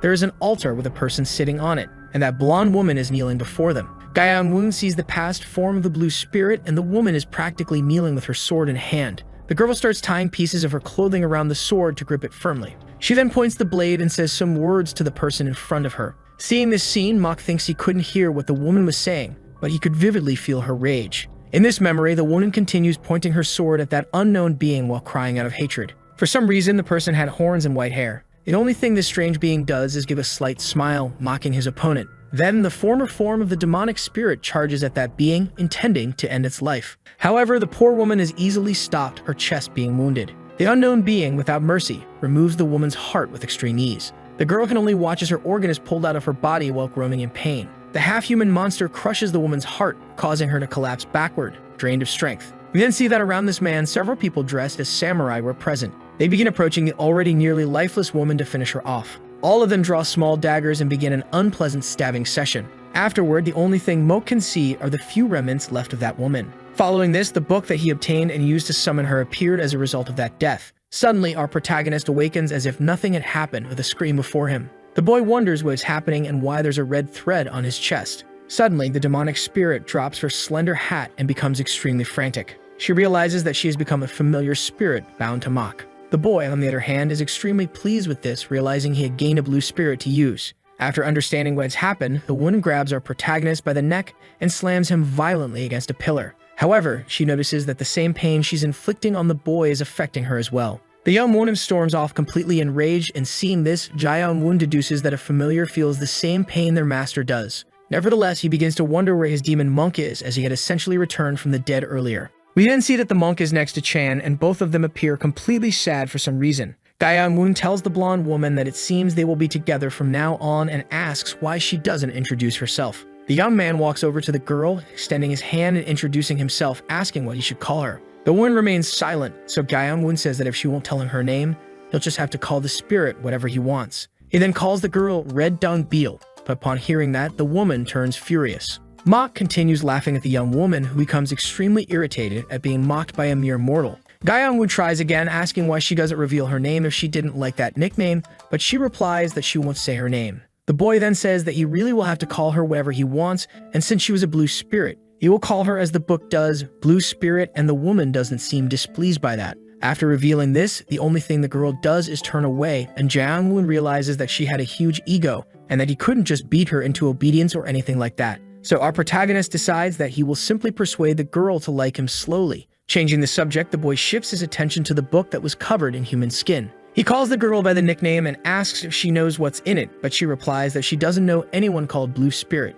After that, the woman comments that she doesn't know and that the boy shouldn't ask her anything. As our protagonist begins his reading, he notices that for some reason, everything is written in blood, and the boy is extremely impressed by it. However, he thinks that all the characters don't make sense together and wonders what it could mean. For some reason, the blue spirit just looks at the boy and laughs at him. Mok then realizes that the girl probably won't talk to him anytime soon, and he'll have to figure out the meaning by himself. After reading some of the letters, he begins to recite what he's reading, saying that without despair, one must trust the mind in another way. The boy continues reciting words that seem nonsensical, and noticing this, the spirit becomes desperate, fearing what might happen. For some reason, Gyeongwon was performing some kind of ritual that begins to affect the woman's cigar. A purple energy starts swirling around Mok's body, leaving the blue spirit frightened. That energy swirls around our protagonist, who continues reciting the ritual. After saying something, the boy seems to complete part of the ritual, and for some reason, his hand fuses with that strange book. At this moment, the blue spirit screams that this is impossible and questions how the young man managed such a feat. He doesn't quite understand what the girl is saying and asks if what she's talking about has to do with the book being stuck to his hand. Suddenly, for some reason, Gyeongwon feels something within his body, and since the woman is bound to the boy, she begins to feel it too. She then orders our protagonist to stop breathing immediately. The boy complies, emptying his mind as well, thinking of absolutely nothing, remaining in an almost lifeless state. The book that was stuck to Gyeongwon's hand quickly detaches and falls to the ground. Seeing that the boy had completed the ritual in the blink of an eye, the woman is impressed. She realizes that the boy had already undone the binding ritual and wonders how this is possible for someone who hasn't even learned martial arts. The spirit also reflects that it's no miracle he even managed to perform the binding ritual. Looking at our protagonist, motionless, she comments that she is witnessing something she never experienced in her past life. Suddenly, the young man feels exhausted and sits down on the floor, thinking he was going to suffocate. The blonde woman explains that this happened because Mok couldn't control the binding ritual properly, as his breathing was off. The boy, realizing that his plan had worked, questions whether the girl is actually explaining things to him, and the woman gets irritated by this. She responds that she only did it to avoid suffering damage from the foolishness of our protagonist. Taking advantage of the situation, Gyeongwon asks what this binding ritual is, and the woman replies that it's exactly what it seems to be, as it binds things to you and they stick. After a brief explanation about it, she asks the boy to test it on that body. Looking to the side, he realizes it's Ilsung, the spy sent by his brother. The woman informs Mok that he should focus on linking to the core of the energy, but she explains that Ilsung's key was likely scattered, since the boy was lifeless. Tired, the woman asks if she really has to explain everything, and the boy, embarrassed, replies that yes, she does, since he knows nothing. After they position themselves, she instructs him to repeat what he had done before. Once again, the boy begins performing the ritual, but this time he has a sense of what is going to happen. Upon finishing, a purple energy starts emanating from Cho's lifeless body. The energy also circulates through our protagonist's body, surprising him. He thinks that warmth is traveling through his veins, reaching the palm of his hand and circulating around his energy core. Finally, the spirit adds that he should bind anything, even ki itself, to make it stick. The spirit asks if the boy is finally able to feel the true power of it, as this is how the binding ritual works. Feeling all that energy, our protagonist realizes that everything is surrounding his torso, and he finally understands that this is Kai, what Chan had mentioned. The boy recalls that, according to Chan, it takes a long time to gather Kai. However, this ability allows him to absorb it from others and gather ki much faster. In other words, our protagonist could become stronger in a short amount of time. Mok then attempts to touch the energy, but it quickly disperses. Frustrated, the spirit explains that this is how ki functions. Therefore, a specific and special method is necessary to gather energy. Without it, our protagonist won't be able to consolidate the Kai into his energy core. Finally, the woman adds that, in other words, collecting Kai through a binding ritual is impossible. Hearing this, Mok is disappointed, as he thought he had found a shortcut. The woman asks if he really believed becoming a martial arts expert was easy. However, she assures him that he shouldn't be too disappointed, as there are various uses for the binding ritual. The first ritual, the binding ritual, is nothing more than the basic of the 8 thought-breaking techniques but even this opens up countless possibilities. The one explains that while ki can scatter, it's still ki, and that doesn't change. She then asks Gyeongwon to try concentrating ki in his hand by circulating it. However, the boy doesn't understand what he should do, so the woman instructs him to visualize it. She explains that ki circulation and chants are just aids to help form the right image in his mind, and if he can do that, he should be able to send ki to his hand. In her mind, the blue spirit thinks that's what she said, but she's sure it will be impossible for Mok to do, as it makes no sense for a beginner to be capable of that. On the other hand, the boy begins performing the ritual, and that pink energy once again circulates in his palm. He manages to hold and concentrate it in his fist, leaving the blonde woman astonished. Gyeongwon uses this energy to punch a pillar, easily piercing through it. As he releases the ki toward the object, it breaks in two. The blue spirit is utterly incredulous, unable to believe that a beginner like Mok managed to achieve that. After completing this feat, our protagonist acts naturally, thinking that it was amazing. Meanwhile, the woman watches, questioning who this person really is. In her mind, she asserts that she's seen countless talented individuals in her life, but she's never encountered someone like Mok. Using his newfound power, the boy comments that this is why people appreciate martial arts, as it makes killing others much easier. Hearing this, the blonde thinks that the boy has grasped the essence of martial arts. Training the body and mind is pointless, and the main point is how easily one can kill. The boy brazenly asks what the second technique in the book is, and the woman prepares to explain. However, she quickly realizes his plan. Immediately afterward, the woman gets irritated, declaring that she almost got tricked by a mortal but won't do anything else cool for him. The blonde mutters to herself that she had already said far more than she should have because the boy just absorbed everything she said. She then tells our protagonist not to communicate with her anymore, leaving the boy annoyed. Trying to control his energy, he thinks that her lack of help will be unfortunate, as he really wanted to ask her something. Looking at his hand, Gyeongwon thinks about how the blue spirit had said that ki would disperse, but there was still a cold energy lingering in his palm. He glances over at the blue spirit and considers whether he should ask her, but then quickly dismisses the idea. He states that the girl probably won't answer his questions and just gives up on the notion. Our protagonist also comments that it's fun discovering things on his own and then asks the blue spirit to accompany him.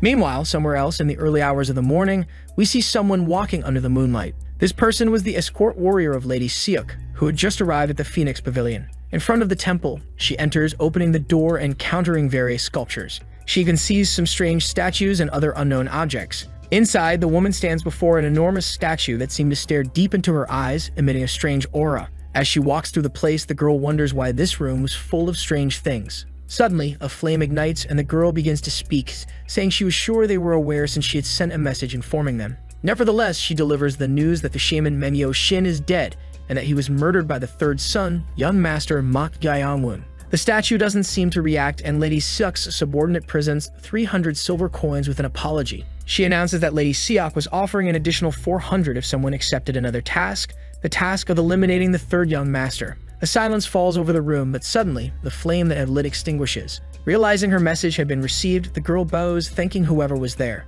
Not wanting to remain near the statue, she quickly exits. She thinks that there definitely wasn't anyone there, so she wonders why it felt like someone was watching her. Inside the temple, the body of the shaman lay in front of the statue, but then we hear some noises. An unknown being states that they were certain it was a murder. Others arrive, agreeing since they had received information that a maid was seen floating in the air, which was the work of a yellow spirit. They are convinced that the third son was possessed by the spirit. Suddenly, a meeting of masked individuals begins discussing the possibilities of what happened. One even suggests that Mok might be the familiar of a yellow spirit, but they dismiss it as impossible since there's no way to make a resentful spirit a familiar. The cult leader concludes that one of his servants will eliminate the third son of Mok's sword mansion and help the vengeful spirit depart. All the unknown figures agree without hesitation. Back at Gyeongwon's residence, the sun starts to rise after a few hours. Go wakes up exhausted, thinking that Gyeongwon was a damn nuisance, as he wanted to sleep after staying up all night, but the boy still had to give him work and leave. He heads to our protagonist's room, delivering a brazier to him, and the boy immediately thanks him.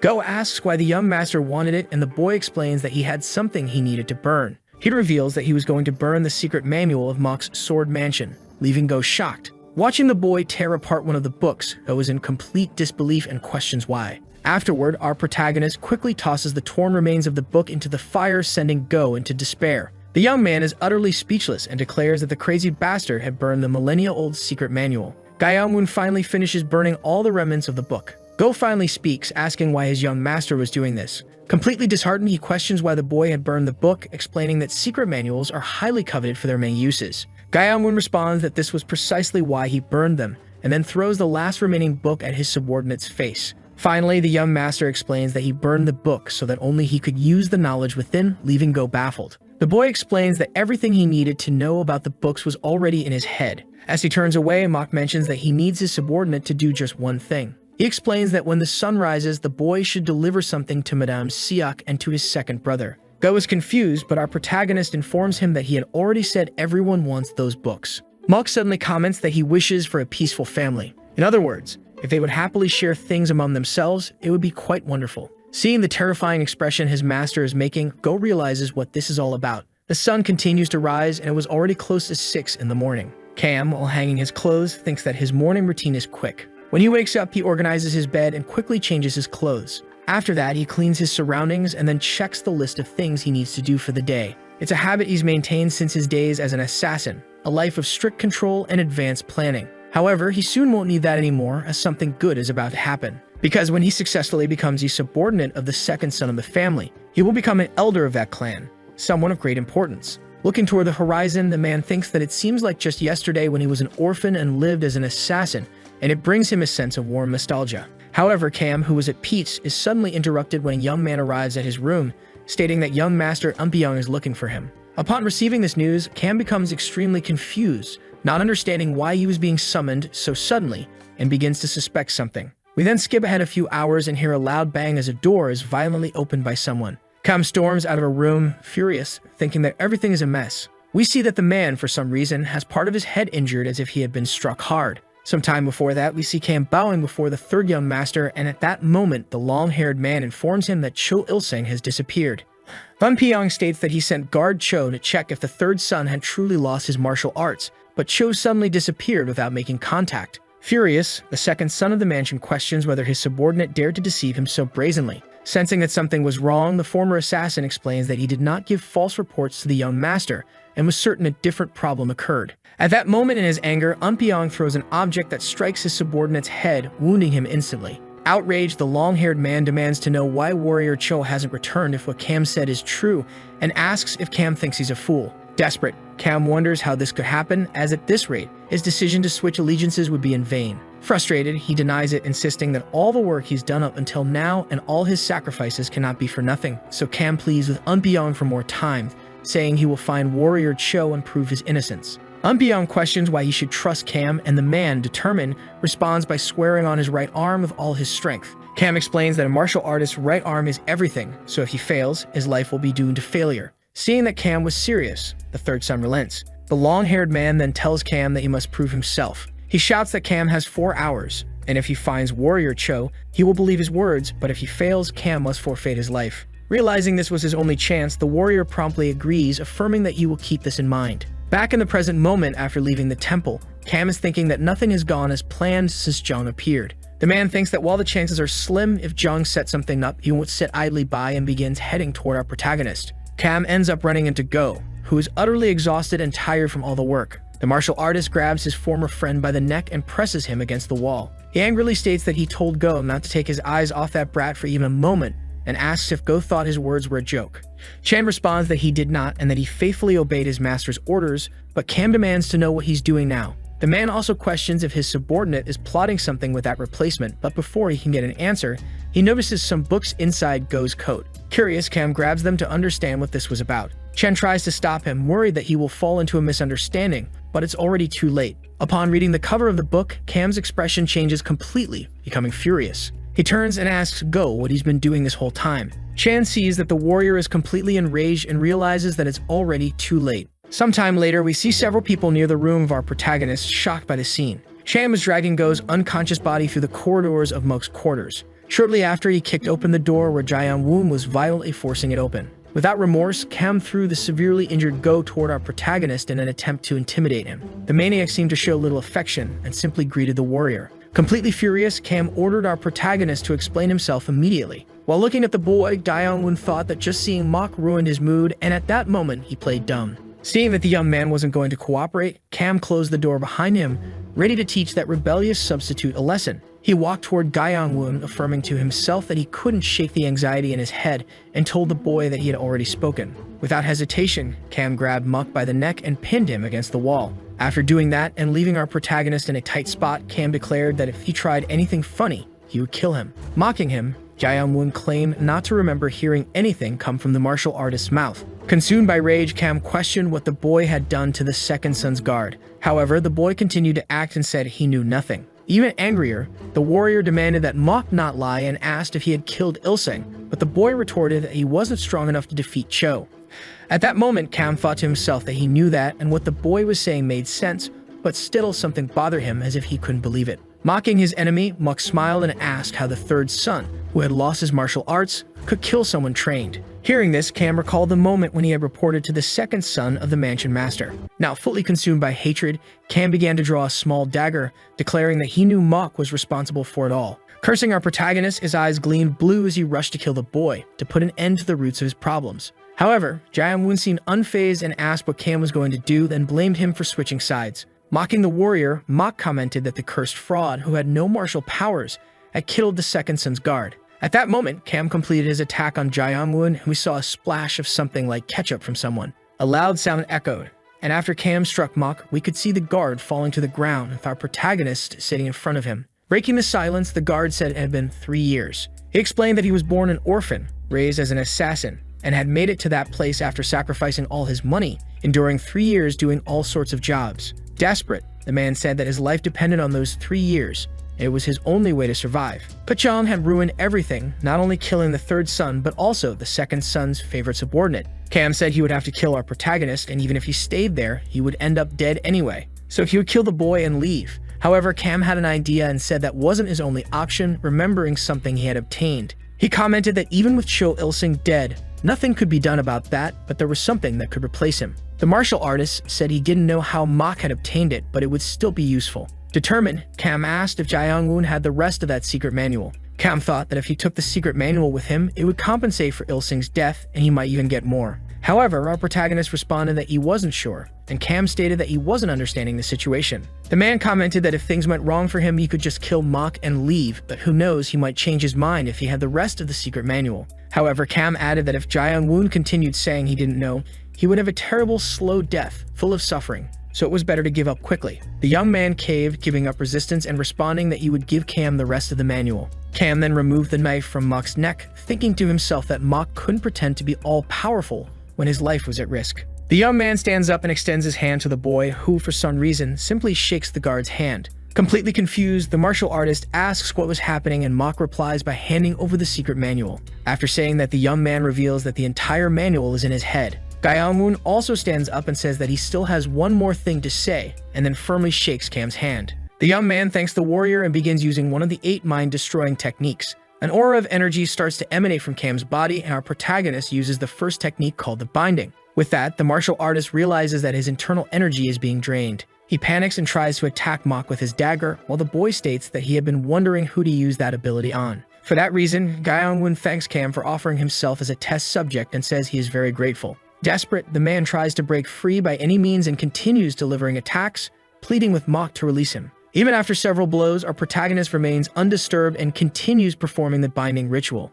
As he keeps attacking the boy, the martial artist curses, saying the young man was an insane bastard. Finally, the bond between the two breaks, and Cam uses that moment to free himself and kick Mok away. After freeing himself from the situation, the warrior sighs, exhausted and weakened. He looks at his hand and realizes he can no longer feel his internal energy and questions whether Mok had absorbed it. Our protagonist begins to rise, commenting that such an outcome was expected from a first-rate martial artist, yet even that ability wasn't enough. So since he had no choice, he needed to find another way to kill Cam. Upon hearing this, Cam asks if Mok thinks that just because he could use such a dirty trick, he could defeat him. Madly, the martial artist charges at the third young master, who merely waits for his attack. The warrior uses his blade to try to end Jae-young-won's life. However, the boy summons the demon monk, who manages to grab Cam's hand and defend his master. Cam, confused, questions how that boy blocked his attack without even touching him. The warrior, after dropping his dagger, wonders what the boy was doing. Jae-young-won steals his enemy's weapon and simply responds that it was just another one of his dirty tricks and that he was going to show his opponent in detail.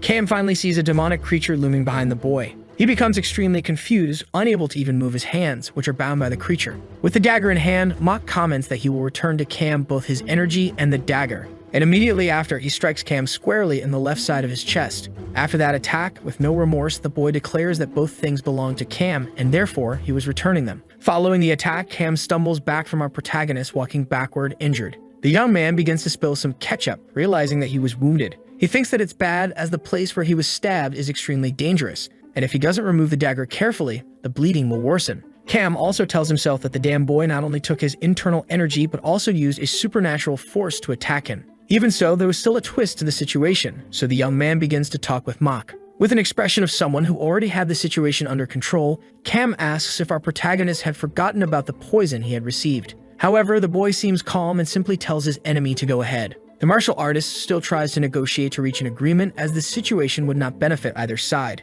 The man comments that he would give Joan the antidote and money since the boy's goal was to leave, but only malicious thoughts were swirling in Cam's head. However, suddenly, the man starts bleeding from his mouth and then collapses to his knees on the ground. Mach just watches the scene as if he knew what was happening. Looking at his hand, Cam thinks something is wrong as his ki is circulating uncontrollably, but even so, his condition keeps worsening. He then realizes that the cause of it all was probably poison. On the other hand, Gyeong-won is relaxed, thinking that although he was stabbed and cut by a dagger, he wasn't that badly hurt, yet it still hurt. The young man explains to his kneeling opponent that it's nothing serious, and that when his enemy stabbed him with the dagger, a lot of his blood splattered. He walks over to the window, opening it, and explains, before Cam departs, that his blood is extremely poisonous. The boy informs Cam that he knew the ingredients of the poisonous orb his enemy had given him, and that he had consumed all kinds of poisonous herbs while growing up, making his blood toxic. As he walks around the room, he slowly crouches down to his enemy and asks if he understood that he didn't need the antidote. The man in despair realizes that his life might end there. Our protagonist begins to mock him, questioning why his enemy was trembling. Mach comments that the man will live a little longer if his body temperature is low, which is why he opened the window. Desperate, the only thing Cam can do is reach out his arms to Mach, pleading for mercy. He begins to swear loyalty while begging for forgiveness from his greatest opponent. As he crawls on the ground, the man declares that he will become our protagonist's dog. He promises to lick his feet and obey everything the boy commands, no matter what, just to spare his life. With this sudden reaction, for some reason, Gyeong-won responds that he liked that attitude. Then the boy says that if Cam continues behaving like that, they would work well together. The man, thinking he had survived, looks at our protagonist, feeling extremely relieved by that response.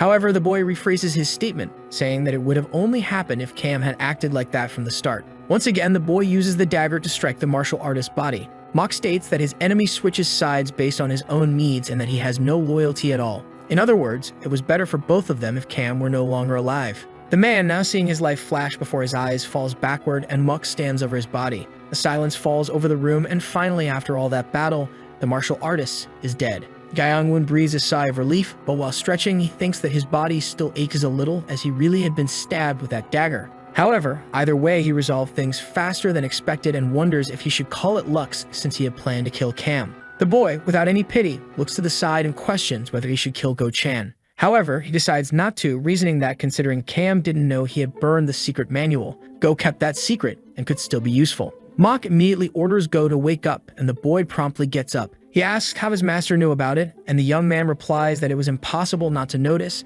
as Chan kept moving slightly from his spot. Proud, Gyeong-won says that his subordinate knows how to keep secrets, and that he's liking him more and more. Mach then orders Go to send everyone away as he will take care of Cam's body personally. Looking toward the lifeless figure, the boy wonders if he should begin. Our protagonist approaches his opponent and starts absorbing his internal energy. With that energy circulating through his body, the boy thinks he can feel the warmth, but it still has no use. Moreover, it wasn't what he wanted to check. His real goal was to feel the cold, sinister energy he had sensed in the underground pavilion the last time. That was the key of death he had felt while killing people. A black residual energy begins to swirl around our protagonist's body after the purple energy fades. The young man is pleased that his experiment worked and thinks that he can really feel it, as it was the same sensation as before. He notes that the cold ki isn't spreading like internal energy, instead is gathering around his core, so Mach assumes that to acquire it, he will need to kill more people. Watching the scene was the Blue Spirit, shocked by what she saw. The woman says to the monk, who was also there, that she now understands why he allows the boy to control him,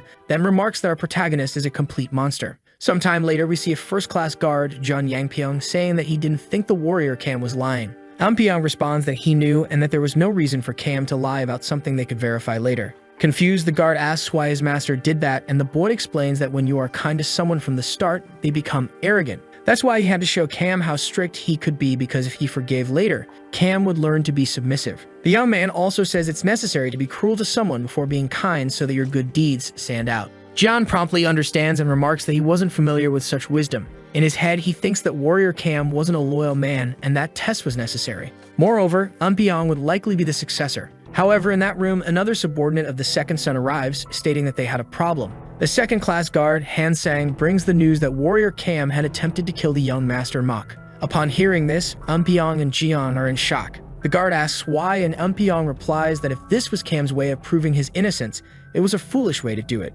However, the second guard responds that it wasn't important because the third son Mok had announced that the second son was behind the assassination attempt. Upon hearing this, Eunpyeong becomes completely furious. Jian then questions Han Sang, asking what kind of slander that was and inquires about Cam's fate. Han responds that regarding that the man had apparently gone missing, revealing that he was with Ilsing in an unknown pavilion. After hearing all this, Eunpyeong lets his fury take over and curses his damned brother. He draws his sword, declaring that he will never forgive Gyeongwon for this. Without hesitation, Eunpyeong rushes to try and end our protagonist's life, but Jian attempts to stop him, reminding him that if Eunpyeong does something against Mok, it will only prove his point. Eunpyeong turns to his subordinate and asserts that at that moment Mok was probably very pleased with the situation, which is why he couldn't stand by and do nothing. The first guard suggests that since that's the case, his master should have others handle it. The man says that the third son had informed the outer corridor that guard Cam had tried to kill him, and if that's true, things would be easier to resolve, since the organization to which guard Cam was affiliated had its own strict rules due to their pride as assassins. He comments that failing an assassination is unacceptable, and that rule applies even to retired assassins. Completing the mission above all else is their law. Jian then says that he will talk to one of the 3 largest assassin organizations in Zhongyuan, the sect of the Flying Assassins, a gang of vicious individuals. Upon hearing this, Eunpyeong makes a terrifying expression and tells his subordinate that it's a brilliant idea. Later that same night, we see Go guarding a room where the third son of the mansion master is meditating. The boy thinks to himself that he has been trying to create an energy core as described in the secret manual. We then see those purple particles called Ki flowing through his entire body. He feels something different but fails again, thinking that he could circulate the Ki very closely, but as soon as it got close enough, it would disperse. The young man calls for Chan, who quickly responds, asking what his master needed. Mok says that he's been trying to create an energy core, but the Ki keeps dissipating, so he asks if Chan has any idea why that might be. Go thinks to himself that this boy, who until recently knew nothing about martial arts, was incredibly intelligent as he had been able to sense Ki overnight and even circulate it. Chan considers scolding the boy, but immediately remembers that if he does, he's sure to get beaten. So instead, he asks the young master if he can check what's happening. The man explains that he will only imbue his body with his own Ki to see why Mok's Ki is dispersing, while thinking it's better not to upset the boy. The guard moves behind our protagonist, placing his hands on his back, telling him not to worry about anything and just focus on circulating the Ki. Gyeongwon begins to do so, and for some reason, Go is startled. Seeing such an incredible demonstration, the man can only say that it's simply impossible. Though disbelieving, he realizes that our protagonist is truly doing it and doesn't have any blockages and the flow is smooth. The man cannot believe that the boy in front of him is truly a genius. Suddenly, Go closes his eyes and begins doing something. He senses a strange energy, something cold and sinister. Out of nowhere, for some reason, Mok's and Go's energies collide and the guard's arms are thrown backward. With that, Jaehyung-won stands up, stating that once again the Ki had dispersed. Already knowing the outcome, the boy asks Go to be honest and questions whether he'll be able to create an energy core if this continues, but the man replies that he won't. Chan comments that he felt something strange near where the boy's energy core should be, but he has no idea what it could be. With that, the boy becomes extremely downcast, realizing that the cold energy was affecting him, and he wonders what he will do as his only option seems to be giving up. As he tries to find a solution, Go comments that it's very strange as whatever was dispersing the Ki seemed odd, like something completely opposite. Mok is impressed by the idea, but Go quickly responds that it's just a hypothesis and that he doesn't need to pay attention to it. However, the boy begins to think out loud, realizing that normal Ki is warm, but this death Ki is cold, so Chan was probably right. The young man has the idea to circulate his Ki in the opposite direction, but seeing this, Chan becomes confused. The guard tries to warn the young master to stop as it will lead to a Ki blockage. However, a red liquid surrounds the man, pulling him back and covering his mouth. The blue spirit appears behind him and orders him to stay quiet. The girl, observing the situation, thinks Mok is an idiot, as he's going to end up killing himself by testing such ideas.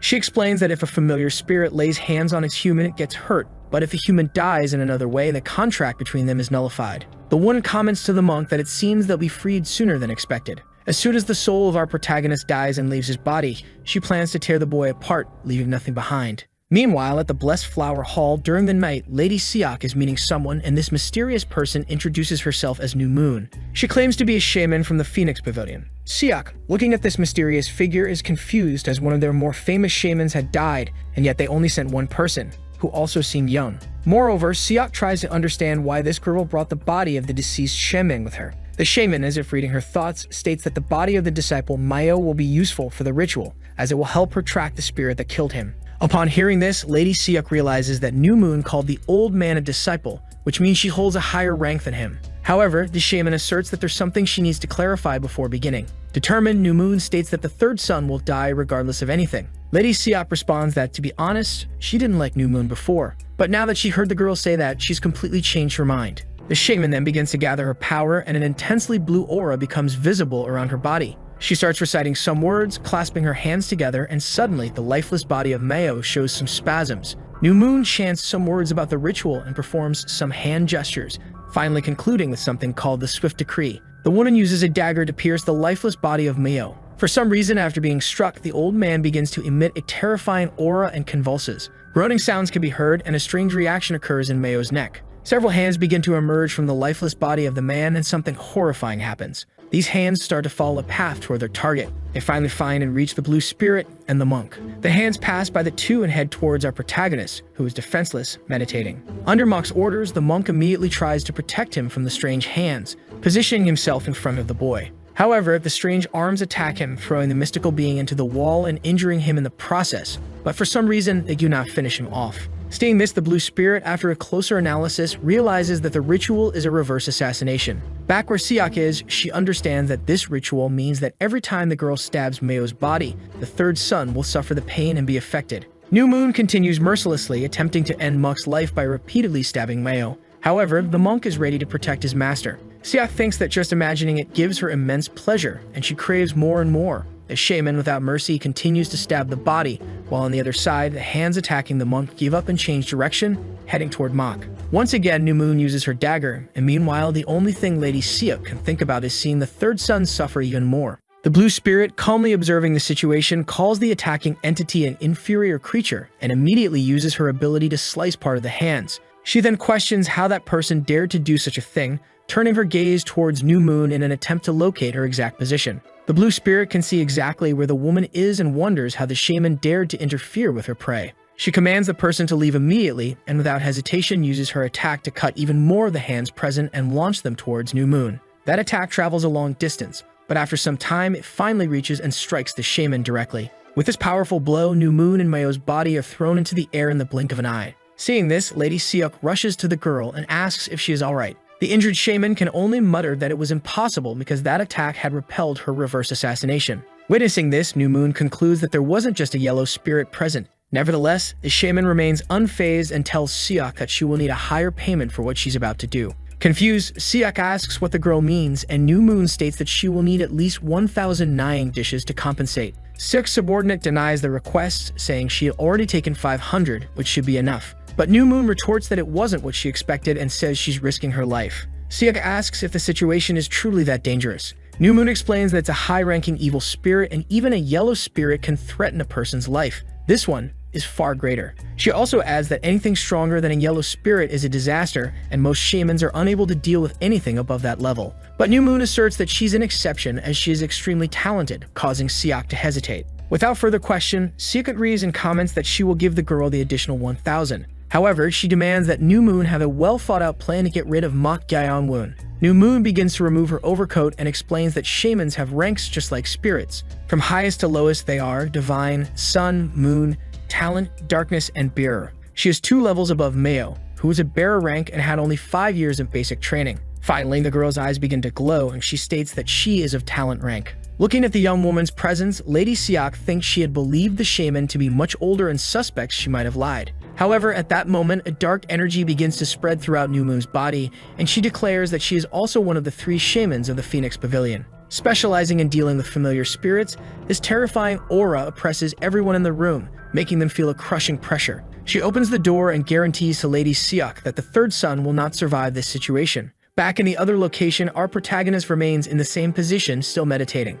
The blue spirit thinks these little pests are far more annoying than expected and wonders how they dared to interfere, knowing that if Mach had died during this, her plan would have failed. However, as the spirit looks at Mach, she notices that he is emitting a terrible and extremely frightening energy. As soon as she looks, she realizes it's Yin Ki of death, but that should be impossible. Confused, the woman wonders how a living person could be collecting death K and mutters that it doesn't make sense. The spirit simply states that this young man is definitely not normal.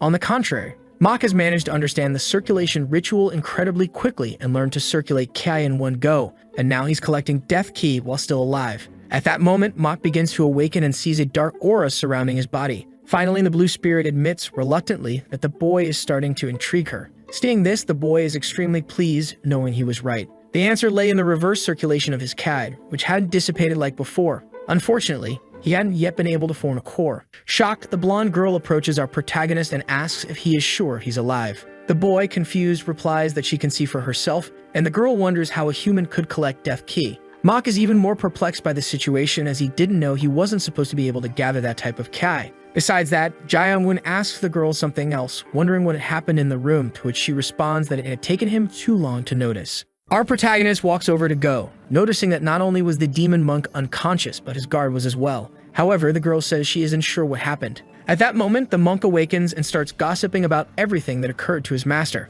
Upon hearing this, the blue spirit becomes extremely irritated, calling him an idiot. The girl says she thought the monk was on her side and begins to attack him, and as Mach watches, he comments that she is quite persistent. She responds that Jae-young-woon should be grateful since she saved him from a reverse assassination, but the young man doesn't understand what that is. However, before he can ask more, they hear a terrifying sound and everyone in the room senses something. The blonde remains silent, but Mach questions what it is. A chilling voice remarks that Mach has quite the dilemma on his hands, and soon it begins to approach the door to Jae-young-woon's room. Suddenly, a dark energy begins to seep into the room where Mach is. Seeing this, the blue spirit questions what kind of insane fool decided to take that thing as a familiar spirit, but Jae-young-woon asks what this being is. The girl explains that it's a mountain spirit, and they realize that the dark energy is made up of countless terrifying insects. The blue spirit then informs Mach that it's a beast with a mountain-piercing carapace. After this event, the narrator explains that spirits that reside in the mountains are referred to as chimi, while those of the sea are called morio.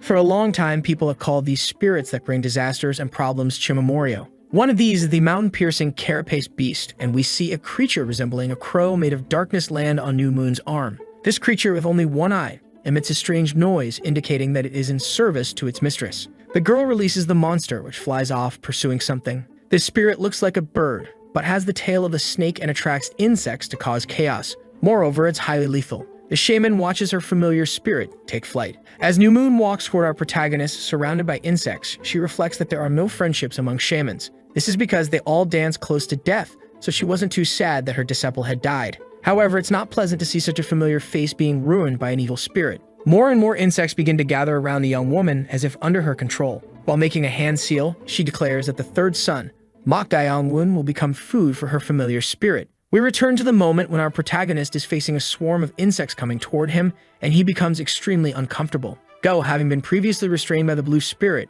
was peacefully sleeping. He is violently awakened by Mach, who strikes his face and orders the guard to wake up. Mach is struggling with the swarm of insects, and upon waking up and seeing the scene, Go asks what's happening, to which Mach simply demands his guard's help. Chan is stunned multiple times, and when he looks at his hand, he sees it is completely wounded. The guard states that he had only touched the bugs for a second, prompting Jae-young-woon to instruct Go to use his internal energy to protect himself. In this situation, Jae-young-woon thinks that although the insects are small, it will only take a moment for them to devour everyone, given their sheer numbers. The blue spirit sits calmly, mockingly asking what our protagonist will do as he's about to become insect food at this rate. The boy tries to bargain, asking the blonde for help, but she responds that she has no reason to assist him. The woman says she would consider helping him if she could have Mach's body, but upon hearing this, the boy tells her to drop the idea. Once again, he is attacked and quickly retaliates, stating that there are too many of those creatures and that they are a nuisance. Suddenly, the blue spirit declares that since Mach won't give up his body, they should make a bet. She explains that if Mach ends up on the verge of death, he will lose, and since he's about to die anyway, she will take his body. However, if the young man manages to survive the situation, she will help him whenever he needs from that day onward. The boy promptly responds that it would be best if she kept that promise, and right after, he crushes a centipede that was crawling on his hand. Go is in a state of complete panic, seeing the swarm of insects coming toward them, unsure of what they should do. The guard tells his young master that there are even more of those bugs, and he asks what they should do. Jae-young-woon then orders Go to find something flammable, as they are going to set fire to the place. He explains that if they start a fire using a lantern, he is sure all those insects will die. Chan responds that this is going too far, but Mach seems not to hear him. Our protagonist begins to use his ability and a purple aura surrounds his hand. With that, he draws a distant lantern to his hand in an instant. Go, seeing this, asks what just happened, but the only response Moke gives is that he doesn't have time to explain. As he starts using the fire to burn a handkerchief, Jae-young-woon wonders who could have orchestrated this, as the situation is highly unusual. Mock, shrewdly, quickly deduces that the entire situation was likely caused by Lady Seok. The young man also suspects that the woman has a shaman with her, and this will cause chaos if he sets a fire in that place. Thus, he plans to use that chaos to kill the shaman. Before Mock can ignite the place, New Moon gives a command to the beast, and suddenly, the insects in the room begin to take form. Without hesitation, the creatures attack the focal point of the fire Mock was creating. As she walks through the corridors, New Moon questions whether Mock really thought she would let him get away with those little tricks. More and more insects accompany her, and the girl arrogantly declares that he is quite foolish. She mutters to herself that her right eye, the white eye, can see what others cannot. She reveals that this special sight allows her to see the world of Ki. So whatever Mock was trying to do behind those walls won't remain hidden. It's then revealed that the girl can observe everything happening with her right eye. She touches a wall near the room where Mock is and quickly destroys it. New Moon enters the space confidently, but Mock doesn't seem shaken and merely welcomes her. As the woman analyzes her enemy, she notices one of Moke's familiar spirits attempting to attack her, and at that moment, the monk strikes at her. However, she uses an incantation, summoning multiple hands that strike the monk. Without remorse, the shaman steps on the monk's head, declaring that it's useless. She tells Jae-young-woon that she can see absolutely everything, and at that moment, Go prepares to throw a knife at her. However, the girl swiftly responds, pulling out a seal and reciting a few words. She launches the attack at Chan, who is struck by a series of lightning bolts, forcing him to drop the knife. Our protagonist grabs the knife, quickly arming himself to counterattack. Even so, Numu gives him no chance and immediately uses her beast's power to unleash a swarm of insects on Jae-young-woon. Without hesitation, the swarm of creatures charges toward the boy, ready to devour him alive. Seeing the ticks swarming toward him, the young man realizes things are about to get really bad. He is quickly hit by the swarm and thrown back against the wall. With the crow perched on her hand, New Moon tells the third son of the mansion that he should cross into the realm of spirits and be eliminated immediately. Several of the tiny creatures begin forming a whirlwind around our protagonist, who appears unresponsive. However, the boy doesn't seem to be affected, as if he has a plan. The girl, after launching the attack, slowly walks toward our protagonist. Go is unconscious after being hit by the lightning. The monk is entirely bound by New Moon's spell, and Mock appears to be unconscious. In that situation, the shaman thinks it was easier than she expected and wonders if it was a misunderstanding to think a green spirit was involved. New Moon strokes her bird, praising it for doing well. Declaring victory, she tells her familiar spirit that they should leave now, as the enemies will soon be consumed by the swarm of insects. As she begins to leave, she remarks that the mission wasn't difficult at all, but suddenly, she notices something. For some reason, Mock begins to rise, and upon sensing this, New Moon is completely shocked. The young man, without hesitation, plunges his own dagger into his arm, sending blood splattering in all directions. The insects touched by his blood begin to fall, poisoned and killed instantly. The shaman, witnessing the scene, is utterly stunned, seeing the maniac before her cutting himself. He continues to injure himself, slashing his arms just to rid himself of those vile insects. After Mock kills all the creatures, the shaman turns to see our protagonist standing tall. The boy is drenched in his own blood, committing an act of sheer madness. As he does this, he maintains an extremely terrifying expression, showing no sign of being affected. Without hesitation and without giving New Moon time to think, Jae-young-woon charges at the shaman, stating that it's a pity. As he wields Go's dagger, the young man explains that his blood is a lethal poison, making it an excellent way to exterminate insects. He rushes past New Moon, who falls to the side, shocked by the sudden attack. The girl quickly commands her beast to advance, and the crow lets out a loud screech. The spirit gathers a strange attack, sending darkness toward our protagonist. Meanwhile, New Moon realizes that she can no longer use insects to attack him, so she takes advantage of the moment while Mock is distracted to cast a spell. She uses the method of spiritual power command, and a golden light begins to emanate from her hands. During this event, our protagonist remains unfazed and, using one of the 8 mind-shattering techniques, initiates the ritual of binding. The crow, which was at a distance from Mock, is suddenly pulled toward him. With ease, Jae-young-woon grabs the strange creature by its neck. Seeing this, New Moon panics and questions what is happening. As Mock tightens his grip around the creature's neck, the only thing the maniac says is that finally, everything's quiet. Seeing her companion being attacked, the shaman immediately rushes toward Mock. However, due to her familiar bond with the spirit, the girl begins to feel immense pain. New Moon becomes enraged, realizing that the pain the beast feels is being transferred to her through their connection. The crow continues to screech, indicating that something is terribly wrong. The girl then notices that Mock is absorbing the demonic ki from the beast. But given the situation, she thinks this should be impossible, as demonic K is harmful to living beings. Nevertheless, upon looking at Mok, she realizes that the boy is full of yin ki of death. As he holds the monster, our protagonist reflects that this was unexpected. Gyeongwon mutters to himself that he grabbed the creature merely to prevent it from doing anything, but there was a dark energy inside it. Not only that, but the amount of this energy being absorbed into his body is overwhelming. The young man starts to think that this is much more compared to what he absorbed when killing people, and it might just be enough to form an energy core. At that moment, New Moon pleads with the boy to stop immediately, saying that if he continues, the crow will die. Upon hearing this, the only response Gyeongwon gives is a small smile, thinking up a sinister plan. Meanwhile, back at the Blessed Flower Hall, Seok's subordinate remarks that it's very cold there. The woman questions why her lady doesn't wait inside, but the first lady replies that she can't do so without knowing what's happening. She states that she'll need to intervene if things go wrong, and after saying this, she reflects that she asked the shaman to do two things. One was to kill Mok, and the other was to retrieve the secret manual, because if things went terribly wrong, she needed to ensure no one else would get their hands on it. One of the lady's other subordinates then comments that the shaman is approaching. Seok, glancing to the side, sees New Moon slowly walking through the darkness. The lady assumes the shaman must have succeeded and celebrates happily. She thinks that the cursed Gyeongwon must be dead, and the secret manual is now in her possession, ensuring her son will finally become the master of the mansion. At this moment, the lady's two subordinates begin to congratulate her, making Seok feel a bit embarrassed. However, as they look at the shaman, all three notice something strange. Seok questions why New Moon suddenly stopped walking and asks what happened. Embarrassed, the young woman prepares herself and then bows before the first lady. The girl cries out that the Phoenix Pavilion could not kill Master Gyeongwon. Upon hearing this, Seok is utterly shocked, questioning what could be happening. In her mind, New Moon reflects that the boy was a cunning devil, likely having orchestrated everything, knowing full well what would happen. We return to the moment when New Moon pleaded with Mok to stop, and the boy responds that he would only do so if she exposed Seok.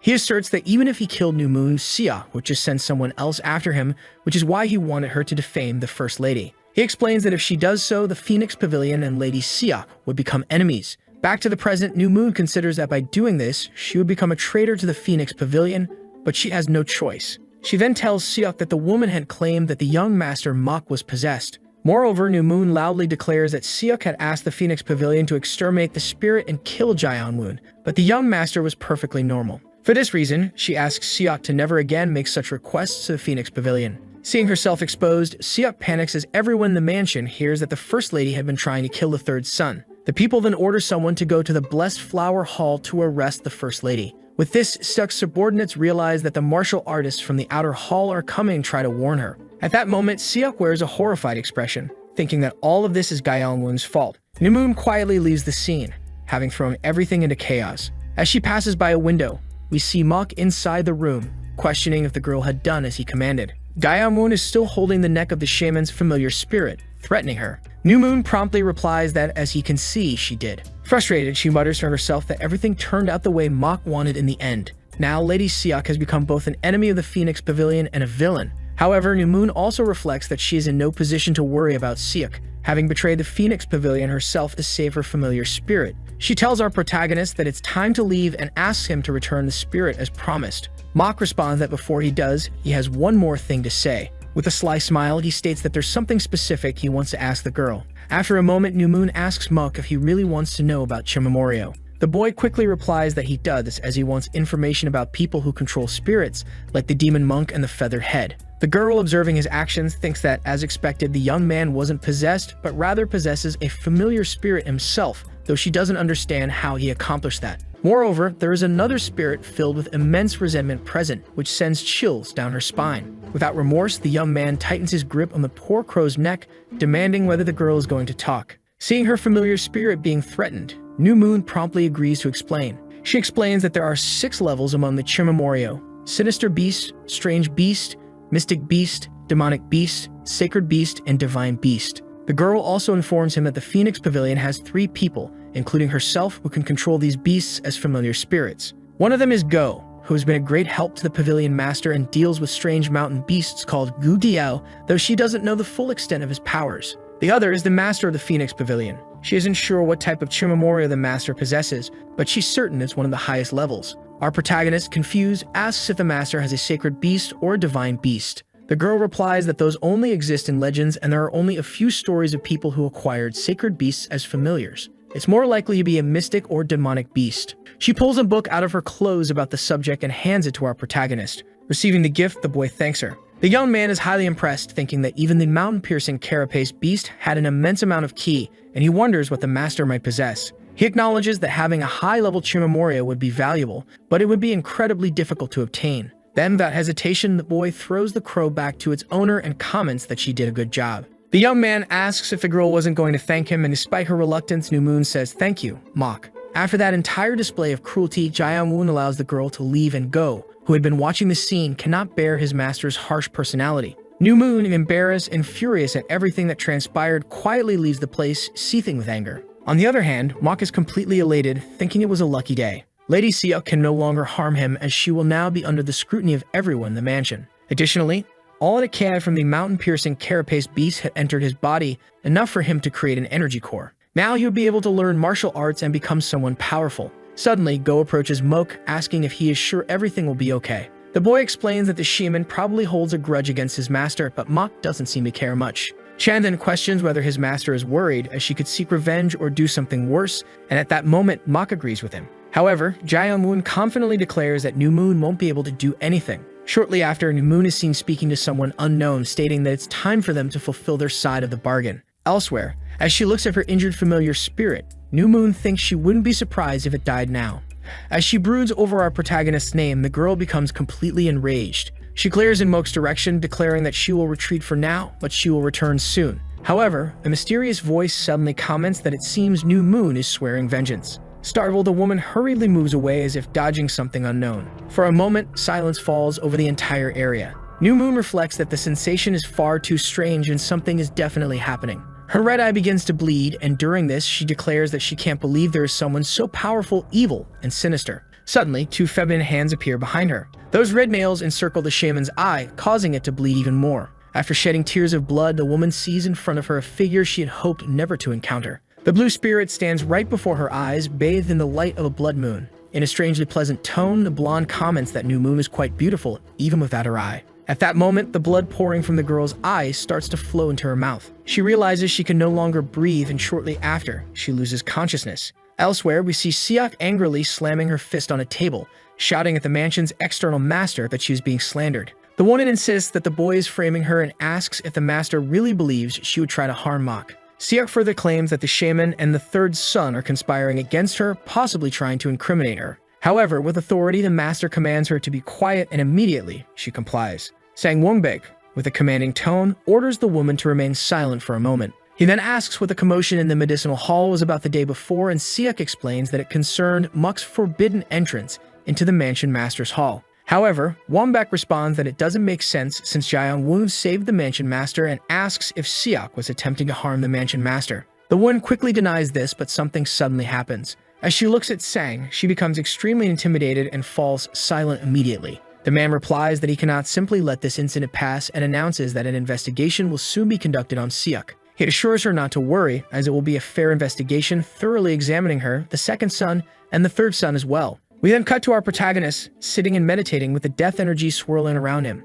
Back to the external master of the mansion, after Seok leaves, the man seems uneasy. Sang wonders to himself why both the second son and Lady Seok tried to kill the third son. He reflects that it would make sense if they were competing for power or targeting the younger generation, as Mok is deeply loved by the mansion master, but Mok is far too weak. Wongbek then speculates that they may have a specific reason for wanting the third son dead. The man comments that now that he thinks about it, Mok didn't act like his usual self during their interrogation, as he is usually quite arrogant. Sang also mentions that he initially thought Mok was just in shock from the near-death experience, but something still felt very strange. He stands up, affirming that it seems like he has no other choice and will have to investigate personally. Meanwhile, Mok is meditating, and the blue spirit arrives through a portal. Upon entering, she is greeted by the monk who bows before her. Observing Jae-young-woon meditating, she is impressed. The young woman admits she never imagined he could collect so much ki from the mountain-piercing carapace beast. She also found it odd when Mok mentioned using death ki to create his energy core, but perhaps it really is possible.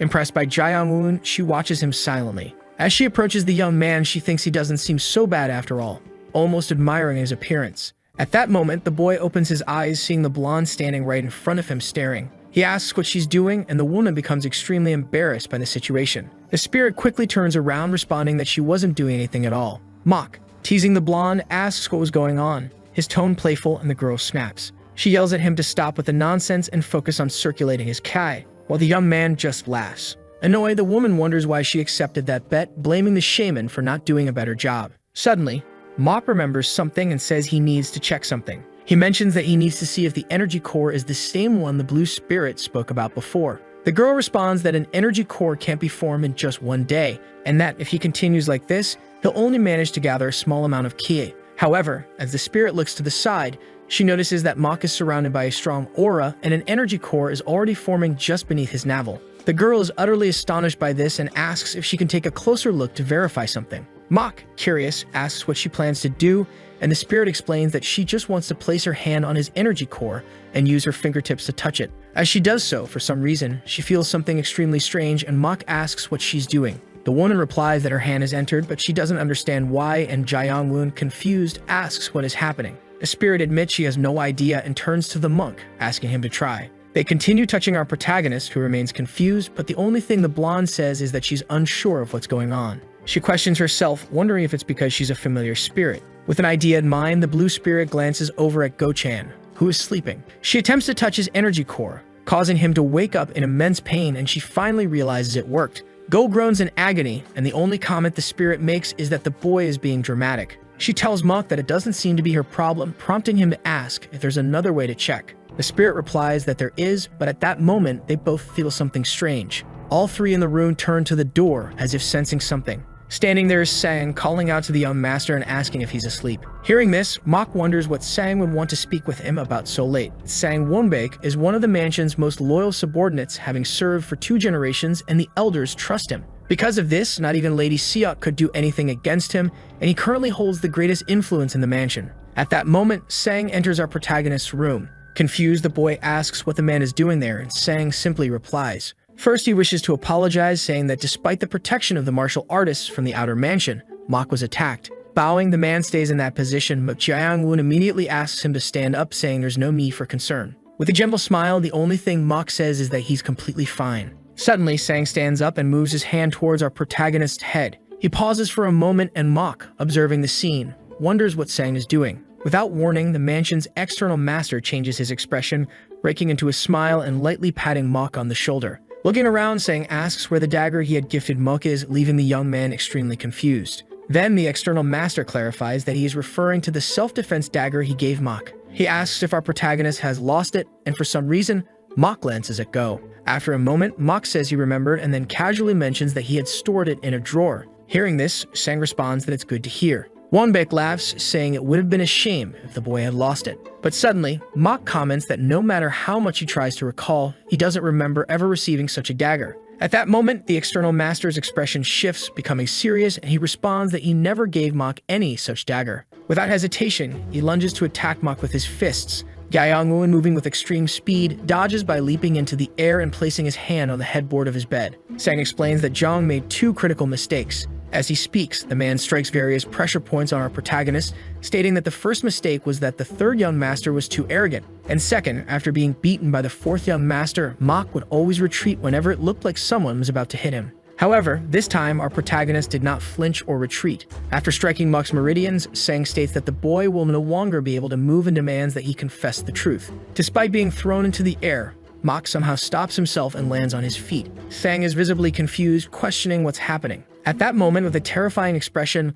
Mok summons the blue spirit, who emerges from a portal behind Wonbaek. The man is quickly struck in the back and feels his heart being grasped by feminine hands. Standing behind him, the blue spirit taunts him, asking how he dared do such a thing and stating that he was begging to be killed. In front of him, Mok nonchalantly remarks that the spirit is just as talented as he expected. The blonde spirit then explains that since life ki and death ki are on opposite sides of the spectrum, Mok used this to block his meridians. She further notes that a body resistant to acupuncture, without needing an immense amount of energy, is extremely interesting. She adds that the boy was able to create an energy core, but now that it's been discovered, she wonders what he plans to do since he can't stay here anymore. Mok, after a moment of thought, admits he didn't expect to be exposed in this way, but an idea soon comes to him. He orders the demon monk to possess Wonbaek.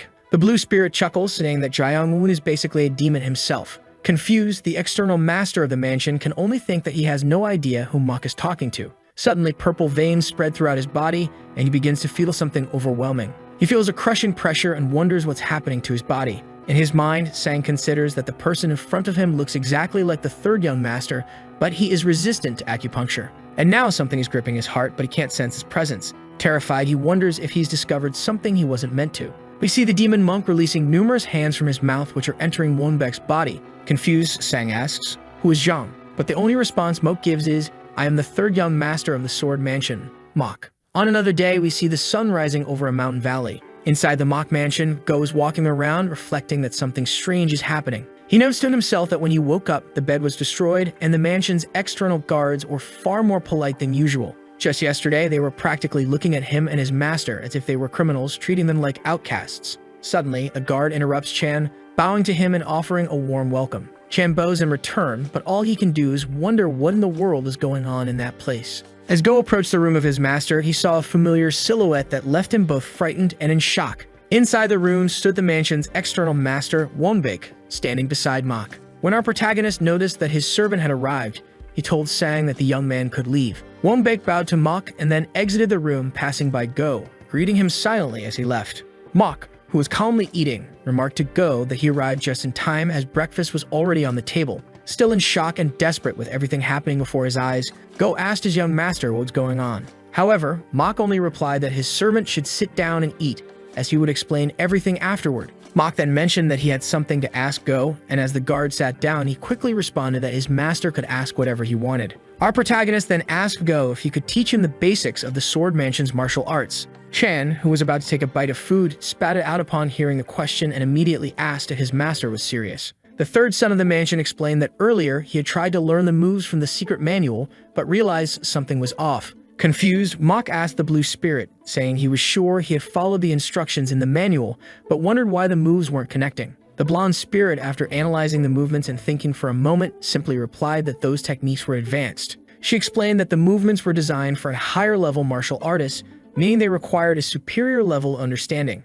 In short, she told him that he wouldn't be able to master advanced martial arts without first understanding the basics. He was trying to build a pyramid starting from the top. She also elaborated that what Mok was trying to learn was intended for someone already at a higher martial arts realm, helping them surpass their current limits. It involved removing unnecessary movements to improve efficiency, but it was useless for Mok since he didn't even know the fundamentals. In other words, she concluded the technique was pointless without a basic grasp of martial arts. After explaining everything, Mok told Go that he couldn't grasp the essence of adamantine without basic martial arts training first. The head guard stood up excitedly, slamming his hands on the table and asking if the boy really wanted to learn this and if he planned to become the mansion master. Mok immediately replied that becoming the mansion master wasn't his goal, he just thought it would be useful in the near future because it would make him stronger. Chan, however, argued that it wasn't just useful, it was an incredible technique sought after by everyone in the Murim, something that many desired to learn. Go also warned that mastering such a technique might cause trouble in the future, but all Mok said was that he wouldn't go around flaunting it. Sitting back down, the guard admitted that he couldn't teach the basics of martial arts to his master for a specific reason. He then explained that he didn't even have knowledge of those techniques himself since the basic martial arts of the Mok Sword Mansion were restricted to the inner family members. He clarified that the basic techniques of the mansion, such as the new Mok techniques and the beginner sword technique, were only taught to those within the Mok lineage. Finally, Go informed Mok that the only people who knew those techniques were the mansion master and the other young masters. Concerned, Mok asked if those were really the only people who had access to them, and unfortunately, Chan confirmed it. Reflecting on this, the guard remarked that it was a bad situation since Jaehyung-won was enemies with the other young masters, and it was risky because he wasn't a true Mok by blood. However, the boy quickly stood up and commented that he had no choice but to resort to another option. He walked out of the room and asked Go to follow him, saying they were going to a certain place. Go asked where they were headed, and Mok replied that he was going to find someone who could teach him those techniques. Chan tried to stop him, warning that it could be suspicious, but the boy retorted that he couldn't accomplish anything if he lived in fear of being discovered. The guard was about to ask who would train their young master, but then he saw something shocking that left him speechless. A short time later, while observing a training session, the guard couldn't help but wonder if it really had to be the youngest one. Mok had set his sights on his younger brother, Yuchun, because he was extremely dedicated and, of all the siblings, the most skilled in martial arts. Jaehyung-won attempts to approach him for a conversation, but Go immediately tries to stop him, grabbing Jaehyung-won's shoulder. Chan reminds him once again of the incident where Mok insulted Yuchun's mother. However, Mok replies that he already knows about that and sees no issue. Go, clearly still haunted by the memory of that day, recalls a flashback where Mok was screaming in pain. He adds that during that day, the third young master's legs and ribs were broken in multiple places, leaving him crying and shouting. In short, it was a complete disaster. And on top of that, Yuchun still holds a deep grudge against the third young master. Mok, Most importantly, Yuchun is a prodigy, having reached the peak realm at just 16 years old, becoming a monstrous talent. The blue spirit who was watching the scene remarked to Mach that the youngest brother was indeed quite useful. As she observes the young boy, she notes that there aren't many people his age with such a large aura, acknowledging that the boy is truly a genius. Smiling, she warns Mach to be careful, as she cannot use all her powers during the day. Despite the warnings, Gyeongwon remains calm and unfazed. Chan, closing his eyes in resignation, suggests that they should abandon the idea and find someone else. However, when he opens his eyes again, he realizes that the young master is already approaching Yuchun. Yuchun, meanwhile, was in a stance to strengthen his muscles, but he soon notices his brother's presence. Irritated and still harboring resentment from the past, he begins to exude aura and anger upon seeing Mach. Our protagonist raises his hand and greets his brother. Yuchun, confused, wonders why Mach isn't afraid of him and then orders him to leave if he doesn't want to be beaten again. However, he notices something strange and steps out of his stance. In Mach's hand is the secret martial arts technique book. With a look of bargaining, Mach asks his brother if he isn't interested in it. Suspicious, Yuchun questions how he can know if the book is real or not. Without hesitation, Gyeongwon tosses the book to his brother and tells him to see for himself. Yuchun catches the book in midair, opens it, and begins to read, shocked by what he sees. He realizes the book is genuine, containing all the principles for advancing in martial arts, and that it is indeed the Mansion Master's secret manual. However, he soon notices that several pages are missing and confused. He asks Mach where they are. Mach, without hesitation, points to his head, implying that the missing pages are in his memory. Irritated, Yuchun demands to know where his brother got the book. Still unbothered, Mach replies that it doesn't matter where it came from. What matters is that it now belongs to him. Furious, Yuchun yells, asking why his older brother came to see him. He accuses Mach of trying to elevate himself, thinking he would become the mansion master with that book. Yuchun then throws the book at Mach, ordering him to leave immediately. Mach picks up the book from the ground and says calmly that there's been a misunderstanding. He explains that he came to negotiate because he has no interest in becoming the mansion master. Yuchun, still enraged, asks if Mach truly doesn't care about becoming the master. Before our protagonist can respond, Yuchun punches him squarely in the nose, sending him flying. Seeing this, Go-chin panics, calling out to his young master as he is flung across the room. With the golden aura surrounding his body, the fourth son demands to know if Mach truly thought you would believe him. He points out that it seems Gyeongwon has forgotten what happened 2 years ago, so he's going to help him remember, to ensure that Mach never tries something like this again. Wiping the blood from his nose, our protagonist remains calm. In his thoughts, Mach recalls that Yuchun is indeed in the peak realm, and he admits to himself that the boy is truly different. Analyzing Yuchun's aura, Mach compares him to all the strong individuals he has encountered and concludes that his younger brother is a true monster. Mach then reflects that this isn't something he can resolve with luck, acknowledging that his reaction speed is no match for Yuchun's. Mach begins to question whether he could become that strong if he learned martial arts, and if so, whether he could avenge his grandfather.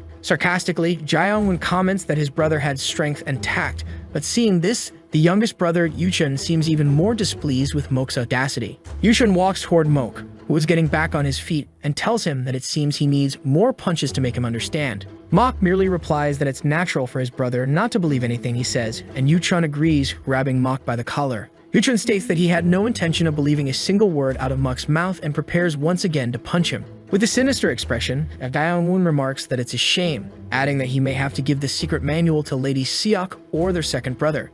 Hearing this, Yuchun is taken aback, growing even angrier as he realizes what Mach is plotting. Gyeongwon wonders aloud what would happen if he handed the secret manual to one of their other brothers and questions whether any of them would allow Yuchun to live in peace. However, Mach quickly points out that it's unlikely, given that Yuchun is the most beloved successor candidate in the eyes of the Mansion Master. Fuming, Yuchun asks if his brother is seriously threatening him, even knowing who he is. Our protagonist calmly asserts that Yuchun's life depends on this, and that his words aren't empty, but rather a real threat. After hearing this, Yuchun stands in stunned silence, unsure of how to respond. Looking into Mok's eyes, Yuchun asks, "Who are you?" With a serious expression, he demands to know if the person standing before him is really Gyeongwon. Go-chan, thinking the entire plan was about to fall apart, is desperate but remains silent. Mok also stays silent for a moment, simply staring at the monstrous figure before him. Finally breaking the silence, Mok asks, "Who else would I be if not Gyeongwon?" He continues, noting that Yuchun talks as if he knows everything about him. But Yuchun responds that he knows Mok very well. Yuchun recounts how he beat Gyeongwon like trash 2 years ago, leaving him traumatized and terrified ever since. Mok concedes that Yuchun is right but says there's much more to it. With a serious expression, Mok asks his brother if, beyond their familial connection and that incident years ago, what does Yuchun truly know about him? In an imposing tone, he questions whether Yuchun knows what he likes, what he hates, what he thinks about, or why he doesn't want to become the mansion master. This agitates Yuchun, and he snaps back, asking if Mok really knows him, considering that Yuchun and the other brothers labeled him a lesser bastard and pushed him away. Yuchun points out that none of the brothers ever gave him a chance or recognized him, so why wasn't Mok trying to negotiate with the other brothers instead? To everyone's surprise, Jaehyun responds that Yuchun is the best. Upon hearing this, Yuchun is left in shock and silent for a moment. Holding back tears, he remembers how he was always insulted and ostracized because of his inferior status, always alone and isolated. He trained all these years to be acknowledged by someone, and now that someone was standing right in front of him, the last person he ever expected to recognize him. Yuchun also reflects on how he thought his brother would hate him for what happened 2 years ago. Looking up at the sky, he wonders if he too needs to change. Laughing, Yuchun tells Mok that it's fine, and he's willing to hear out the negotiation and whatever Mok has to offer. With a smile, Jaehyun realizes that his plan has finally succeeded and tells his brother that this situation is perfect. He prepares to state what he wants in exchange for the manual, but the conversation is cut off and we fast forward to a few hours later. We see our protagonist walking alongside Go-chan, humming happily as if he's in a great mood. Watching the young master stroll ahead of him, who reflects that he has no choice but to admit that what Mok did was incredible. Smiling, he thinks about how he was wondering how Mok would convince his own brother, and it turned out to be completely different from what he expected.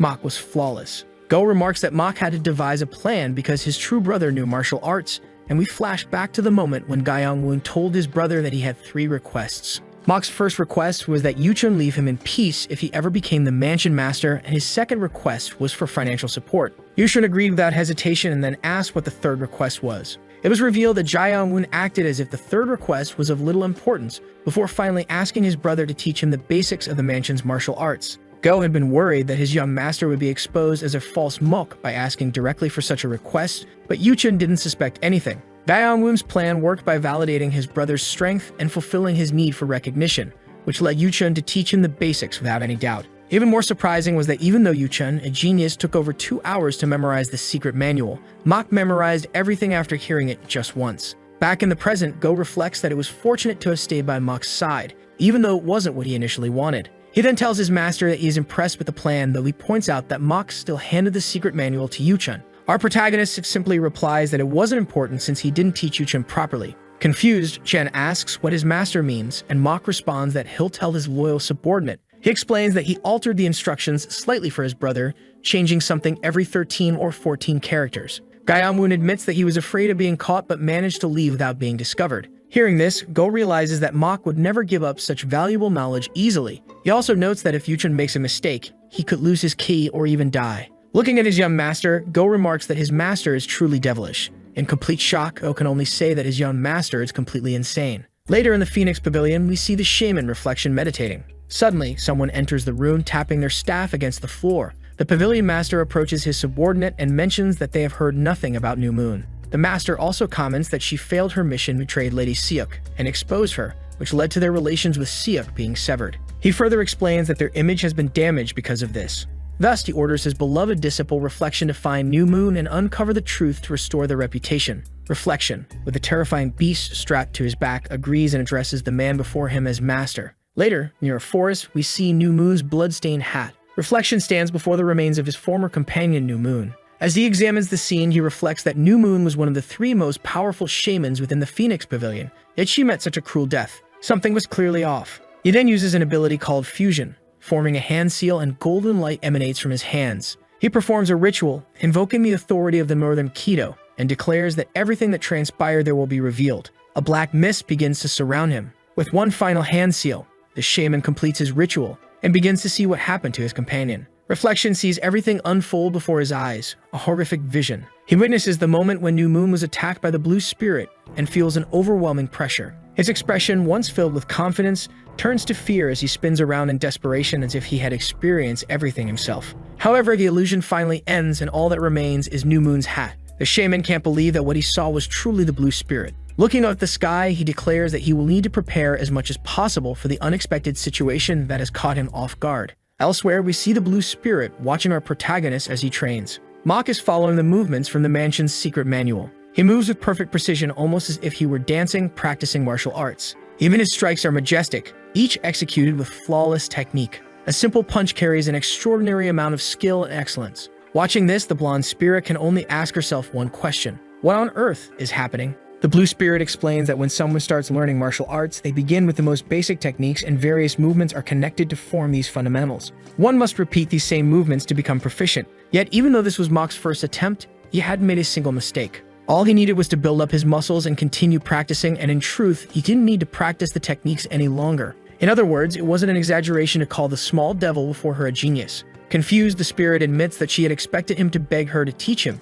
even though she wouldn't have helped. The blue spirit starts having some slightly embarrassing thoughts, musing that if Mok did beg, she might just assist him. Suddenly flustered by her own thoughts, she snaps back, wondering what she was thinking. This startles Mok, causing him to stop training momentarily. Suddenly, Go arrives at the scene called by his young master and informs Mok that he is there as requested. Mok cheers, saying he wanted to ask his subordinate a favor. We transition to another location, Zhanyang County, where we see people walking through the streets. At the Eternal Orchid Pavilion, Chan is sitting in a chair, waiting for something. Holding a piece of paper, the confused young man wonders what it could be. He recalls the moment he asked Mok the same thing, but Mok simply replied that it was something he was looking for. Back in the present, Chan thinks that the Eternal Orchid Pavilion is the only information network in the area. However, they are the least skilled, so not much can be expected from them. Frustrated, he wonders why he's going through all this trouble. Settling back into the chair, Chan reflects that he's turned into a loyal dog and questions when that happened. On the other hand, he also admits that despite this realization, it doesn't really matter.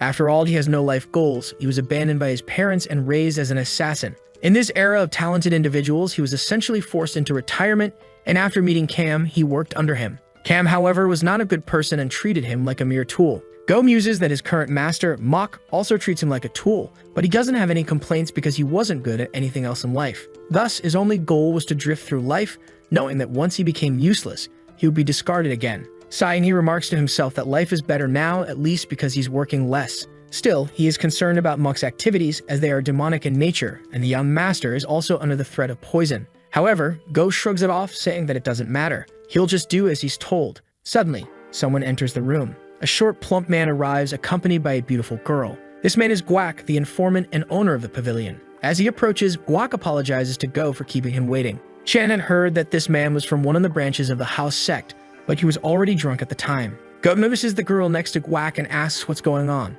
Guak casually replies that she's the new recruit, now working at the pavilion. The man asks Go if he doesn't think the girl is beautiful while making inappropriate advances toward her. Chan coldly retorts that this is an important mission for a significant individual, so Guak should send the girl away. Guak insists that it's not necessary. However, Go immediately commands the girl to leave again. Reluctantly, Guak orders the girl to step outside. Yet, as the informant gazes at the young woman's beauty, he moves to grope her, suggesting she wait for him. Irritated, Go slams the table, demanding that Guak stop immediately. But to everyone's surprise, the new recruit snaps, slapping Guak hard across the face. Dumbfounded, the fat man begins to curse at her, but the woman reveals herself, declaring she could no longer tolerate his behavior. She removes her wig, revealing her true identity. As Guak continues to curse at her, she grabs his top knot and leaps over him in one swift motion. In the blink of an eye, the woman twists his neck, snapping it with deadly precision. No one expected it, but Guak's life is instantly snuffed out as the woman gracefully lands on the floor. Chan, upon hearing the woman call him low-rank assassin number 86, begins to draw his sword and questions what's happening.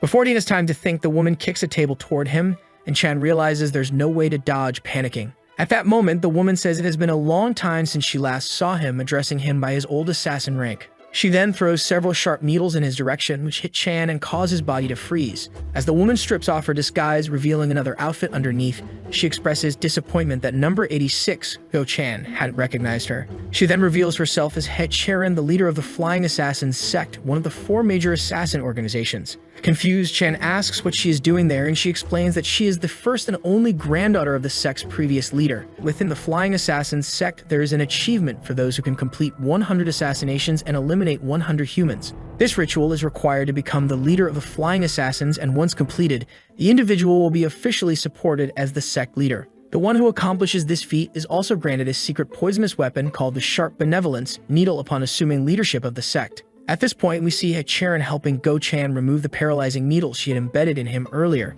While this happens, Go thinks to himself that the fact that she has this weapon means she has now become the leader of the sect, something he had thought was impossible. Chan recalls that He Charon was always the only viable successor to the sect leadership, and she was incredibly talented, but her disqualifying trait was her volatile personality. He remembers how many believed she wouldn't be able to kill 100 people due to her strong-willed and irritating personality. He also remembers how arrogant and troublesome she was in the past, all while observing her closely. Suddenly, Charon yanks out the last needle, causing Go to wince in pain from her carelessness. Charon comments that she didn't expect to see him in such a state and remarks that it was quite a pleasant surprise. Go agrees and addresses her as Miss, but she immediately corrects him, insisting that she is the leader of the sect now. Seeing this, Go-chen thinks to himself that he knew this was going to happen, and it's clear her personality has only gotten worse. Charon questions if Go's attitude is because he's retired, as he's not treating her with the respect she deserves. Immediately, Go kneels and addresses her as sect leader, but her remains irritated, annoyed that she had to insist on such respect. After a moment, she calms down and says that's better, but Go is left confused by her sudden change in tone. She then explains that she had been waiting for the first son of the Sword Mansion, as she had heard about his indulgent lifestyle, but now she thinks Go will do instead. Still confused, Go listens as Charon reveals she received information regarding what happened to the intermediate assassin number 29. Hearing this, Chan immediately realizes she's talking about Khan, the guard.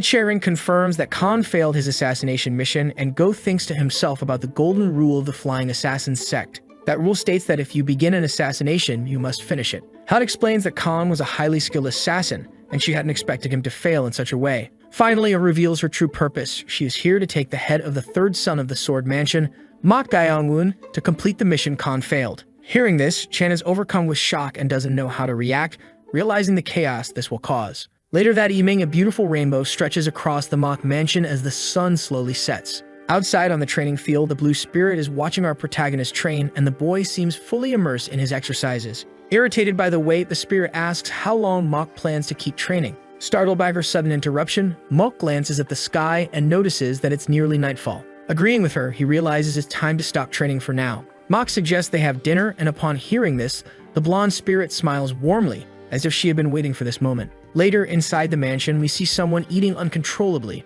with no manners whatsoever, as if their life depended on it. Mok sat nearby, calmly reading an unknown book, seemingly uninterested in the food, while next to him, a girl was euphorically devouring her meal. After finishing her meal and catching her breath, the girl exclaimed how delicious it was. Mok, slightly curious, shifted his attention from the book and asked if the food was really that good. As she opened a bottle of sake, the woman replied that eating was one of the greatest pleasures in life. She added that Mok would surely understand one day. It was revealed that the Blue Spirit had possessed the body of one of the mansion's maids who had brought food a few days ago. The spirit seemed to be enjoying it. Suddenly, the hand holding the sake bottle lid started trembling as purple veins spread across it, a sign that the body was rejecting the spirit's presence. The Blue Spirit, seeing this, realized that the body couldn't endure the possession for even 15 minutes, which irritated her. Mok, observing this, remarked that a normal body likely couldn't handle a spirit of such a high level. The blonde spirit finally left the woman's body. Sitting down next to Mok, the spirit prepared to speak. Glancing at the book Mok was reading, she commented on his deep interest in shamanism.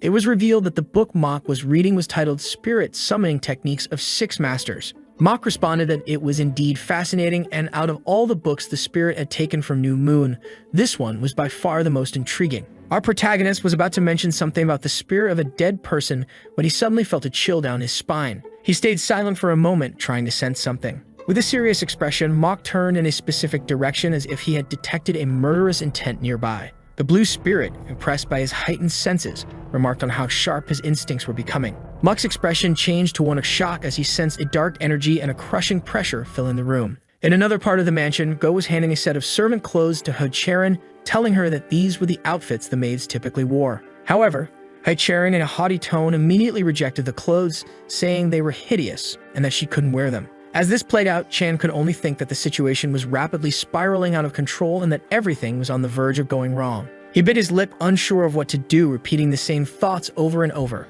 He mused that if this woman was indeed the leader of the Flying Assassins, it meant she had likely reached the peak supreme level. The day she found out that he had betrayed her brother Cam, she would surely kill him. Chan informed Charon that he would wait outside while she changed, and after saying this, he began to leave. However, Charon, for some reason, decided to tease the young man, shamelessly asking if he wanted to watch her change. Attempting to seduce him, she claimed that such a chance was rare, and as she spoke, she started removing part of her clothing. Completely flustered and embarrassed, Chan didn't know how to respond. When he finally turned around, he saw Charon laughing at him, mocking him for taking her seriously. Still, she expressed her gratitude to Go, saying that entering the mansion had been easy, thanks to him. Go merely replied that it was nothing. Feigning loyalty, He added that he did it because he wanted to avenge his senior brother as well. However, in his mind, he knew he was only saying this to avoid being killed by her. With a gentle smile, Charon commented that having Go on her side was like having an entire army, even though he was retired, acknowledging that he was still a valuable ally. Her tone shifted, and she added that she trusted her companion greatly. Just as Go was preparing to leave, he was suddenly struck by multiple paralyzing needles. Betraying him, Charon explained that she had only said what Go wanted to hear, but admitted it was all a lie. As she walked toward him, she coldly remarked that if Go hadn't acted when his fellow assassin was killed, it meant he had shifted his loyalty to another target. Charon continued mocking Go, remarking that it was amusing to see him acting as if he was waiting for the right opportunity, even though he was a washed-up, useless assassin who had essentially retired due to his incompetence. Hearing this, Chan silently questioned if she had known everything from the start and berated himself for not suspecting her earlier, especially with how friendly she had been acting. She went on to ridicule him, saying that he hadn't changed at all despite getting older and was still the same pathetic idiot. Charon walked over to Go, sarcastically asking if he understood the concept of learning. With a terrifying expression, she declared that people like him, hopeless, irredeemable pieces of trash, deserved only to die. At that moment, Chan wondered where everything had gone wrong, why that demon had killed the real third son, and why he had betrayed Mr. Cam. But deep down, he knew the real reason for everything. He was simply weak. That's why he found himself in such a horrible situation. After drawing a knife, Charon coldly announced that she would lie, claiming that Go killed the young master to avenge Cam, and then took his own life. That would be her alibi. As she prepared to stab Chan, all he could think about was how terrible a way it was to die. Suddenly, a hand burst through the wall of the room, and Mok began using his binding ritual technique. The knife in Charon's hand flew through the air towards Mok, who caught it effortlessly. Kicking down the wall, Mok entered the room, leaving both Charon and Go-chan in shock, unable to believe what they were witnessing. Seeing his savior, Go-chan began to cry tears of joy. At that moment, Mok asked if his guard was in danger, and for the first time, Chan thought to himself that this demon might actually be alright. However, before Go could celebrate, Charon grabbed him by the collar and yanked him backward. She pressed a knife against Go's throat, using him as a hostage, and warned Mok to stay still. She threatened to kill Go without hesitation if Mok so much as moved a muscle. For a moment, Mok stayed silent, and Go became tense. In his mind, Go thought that Charon must have investigated Mok before coming here and probably assumed he was only at the level of a third-rank fighter. But after witnessing Mok's telekinetic technique, she must now believe he's a transcendent master, shocked by his skill. What she couldn't possibly know, however, was that the boy before her didn't care at all about human life. Mok was a complete demon. Mok, without saying a word, raised the knife like an assassin and began walking toward Charon, showing no regard for Go's life. Go-chan was convinced he was about to die. Mok readied himself as if he was about to strike Charon. But instead, Mok did something that left everyone in the room speechless. He threw the knife to the ground, disarming himself completely. In an unprecedented display of compassion, Mok asked Charon to release his friend. Both Go and Charon were stunned, unable to comprehend such an action from the notorious Mok. Daeong-won told Charon that if she let Go go, he would let her leave unscathed and forgive her actions, stating that he was only doing this out of whim. He also added that it would be a shame to lose Go-chan since he still had a lot of work to do, and suggested that Charon leave while he was feeling merciful. Go, still in shock, couldn't believe that this demon was trying to save him. A tense silence filled the room as Charon began to consider her next move. She refused to let Go go and asked how Mok dared to make such demands of her. Charon thought to herself that this bastard had no right to speak this way to the leader of the Flying Assassin sect. Then she sneered, saying that if Mok truly wanted to save Go, he should kneel before her and beg for his life. Only then would she spare the guard. For a moment, the two stared at each other, locked in a standoff. Then, in a move that no one could have ever imagined, Jae-young-moon began to kneel as if he was truly about to humble himself. Charon could not believe that Mok would actually kneel to save a mere guard. However, Mok had no intention of doing so. Instead, he quickly grabbed the knife from the ground and lunged at his opponent, issuing an order to his spirit familiar. Suddenly, a feminine hand materialized from thin air, moving towards Charon, and a strange blood-like substance began to spread beneath her feet, trapping her in place. The blue spirit revealed itself, attacking Charon with overwhelming power while carefully avoiding Go. With a wave of blood, the spirit sent both Charon and Go flying across the room. Charon was utterly confused, unable to comprehend what was happening since she couldn't see the blue spirit. As she prepared to retaliate, she noticed that whatever caused the disturbance had disappeared in the blink of an eye. The blue spirit appeared again, commenting that, as she had suspected, Charon had reached the ascendant level, which allowed her to sense the spirit's energy and avoid its full force. However, Charon had forgotten one key detail.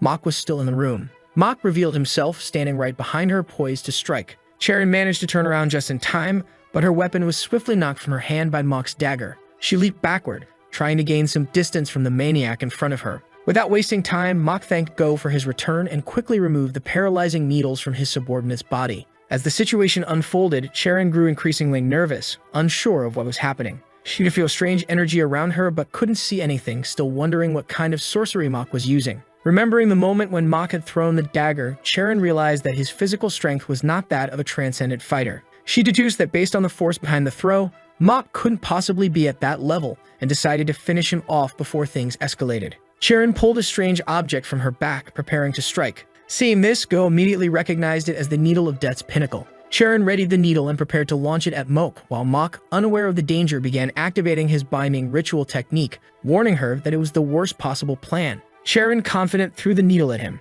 retorting that her plan was, in fact, perfect. Mok tried to use his ritual technique to draw the weapon into his hand, but something went wrong. He found himself unable to move and the needle was unaffected by his powers. Go explained that the needle, though it could only be used once due to its unique design, had the ability to pierce through ki and remain unaffected by it. At that moment, the blue spirit panicked, seeing her favored mortal in grave danger, and rushed to save him. But it was too late. The needle was already inches away from striking Mok's chest. At the last second, Go-Chen hurled himself into the fray, pushing Mok out of the needle's path and taking the hit himself. Both the blue spirit and Charon were stunned, unable to comprehend why Go had sacrificed himself. Go was struck squarely in the chest by the needle, the force of the blow sending him flying backward before crashing to the ground. For the first time, the heartless and merciless Mok showed genuine concern as he watched his loyal guard, Go, lying on the floor after taking the hit meant for him.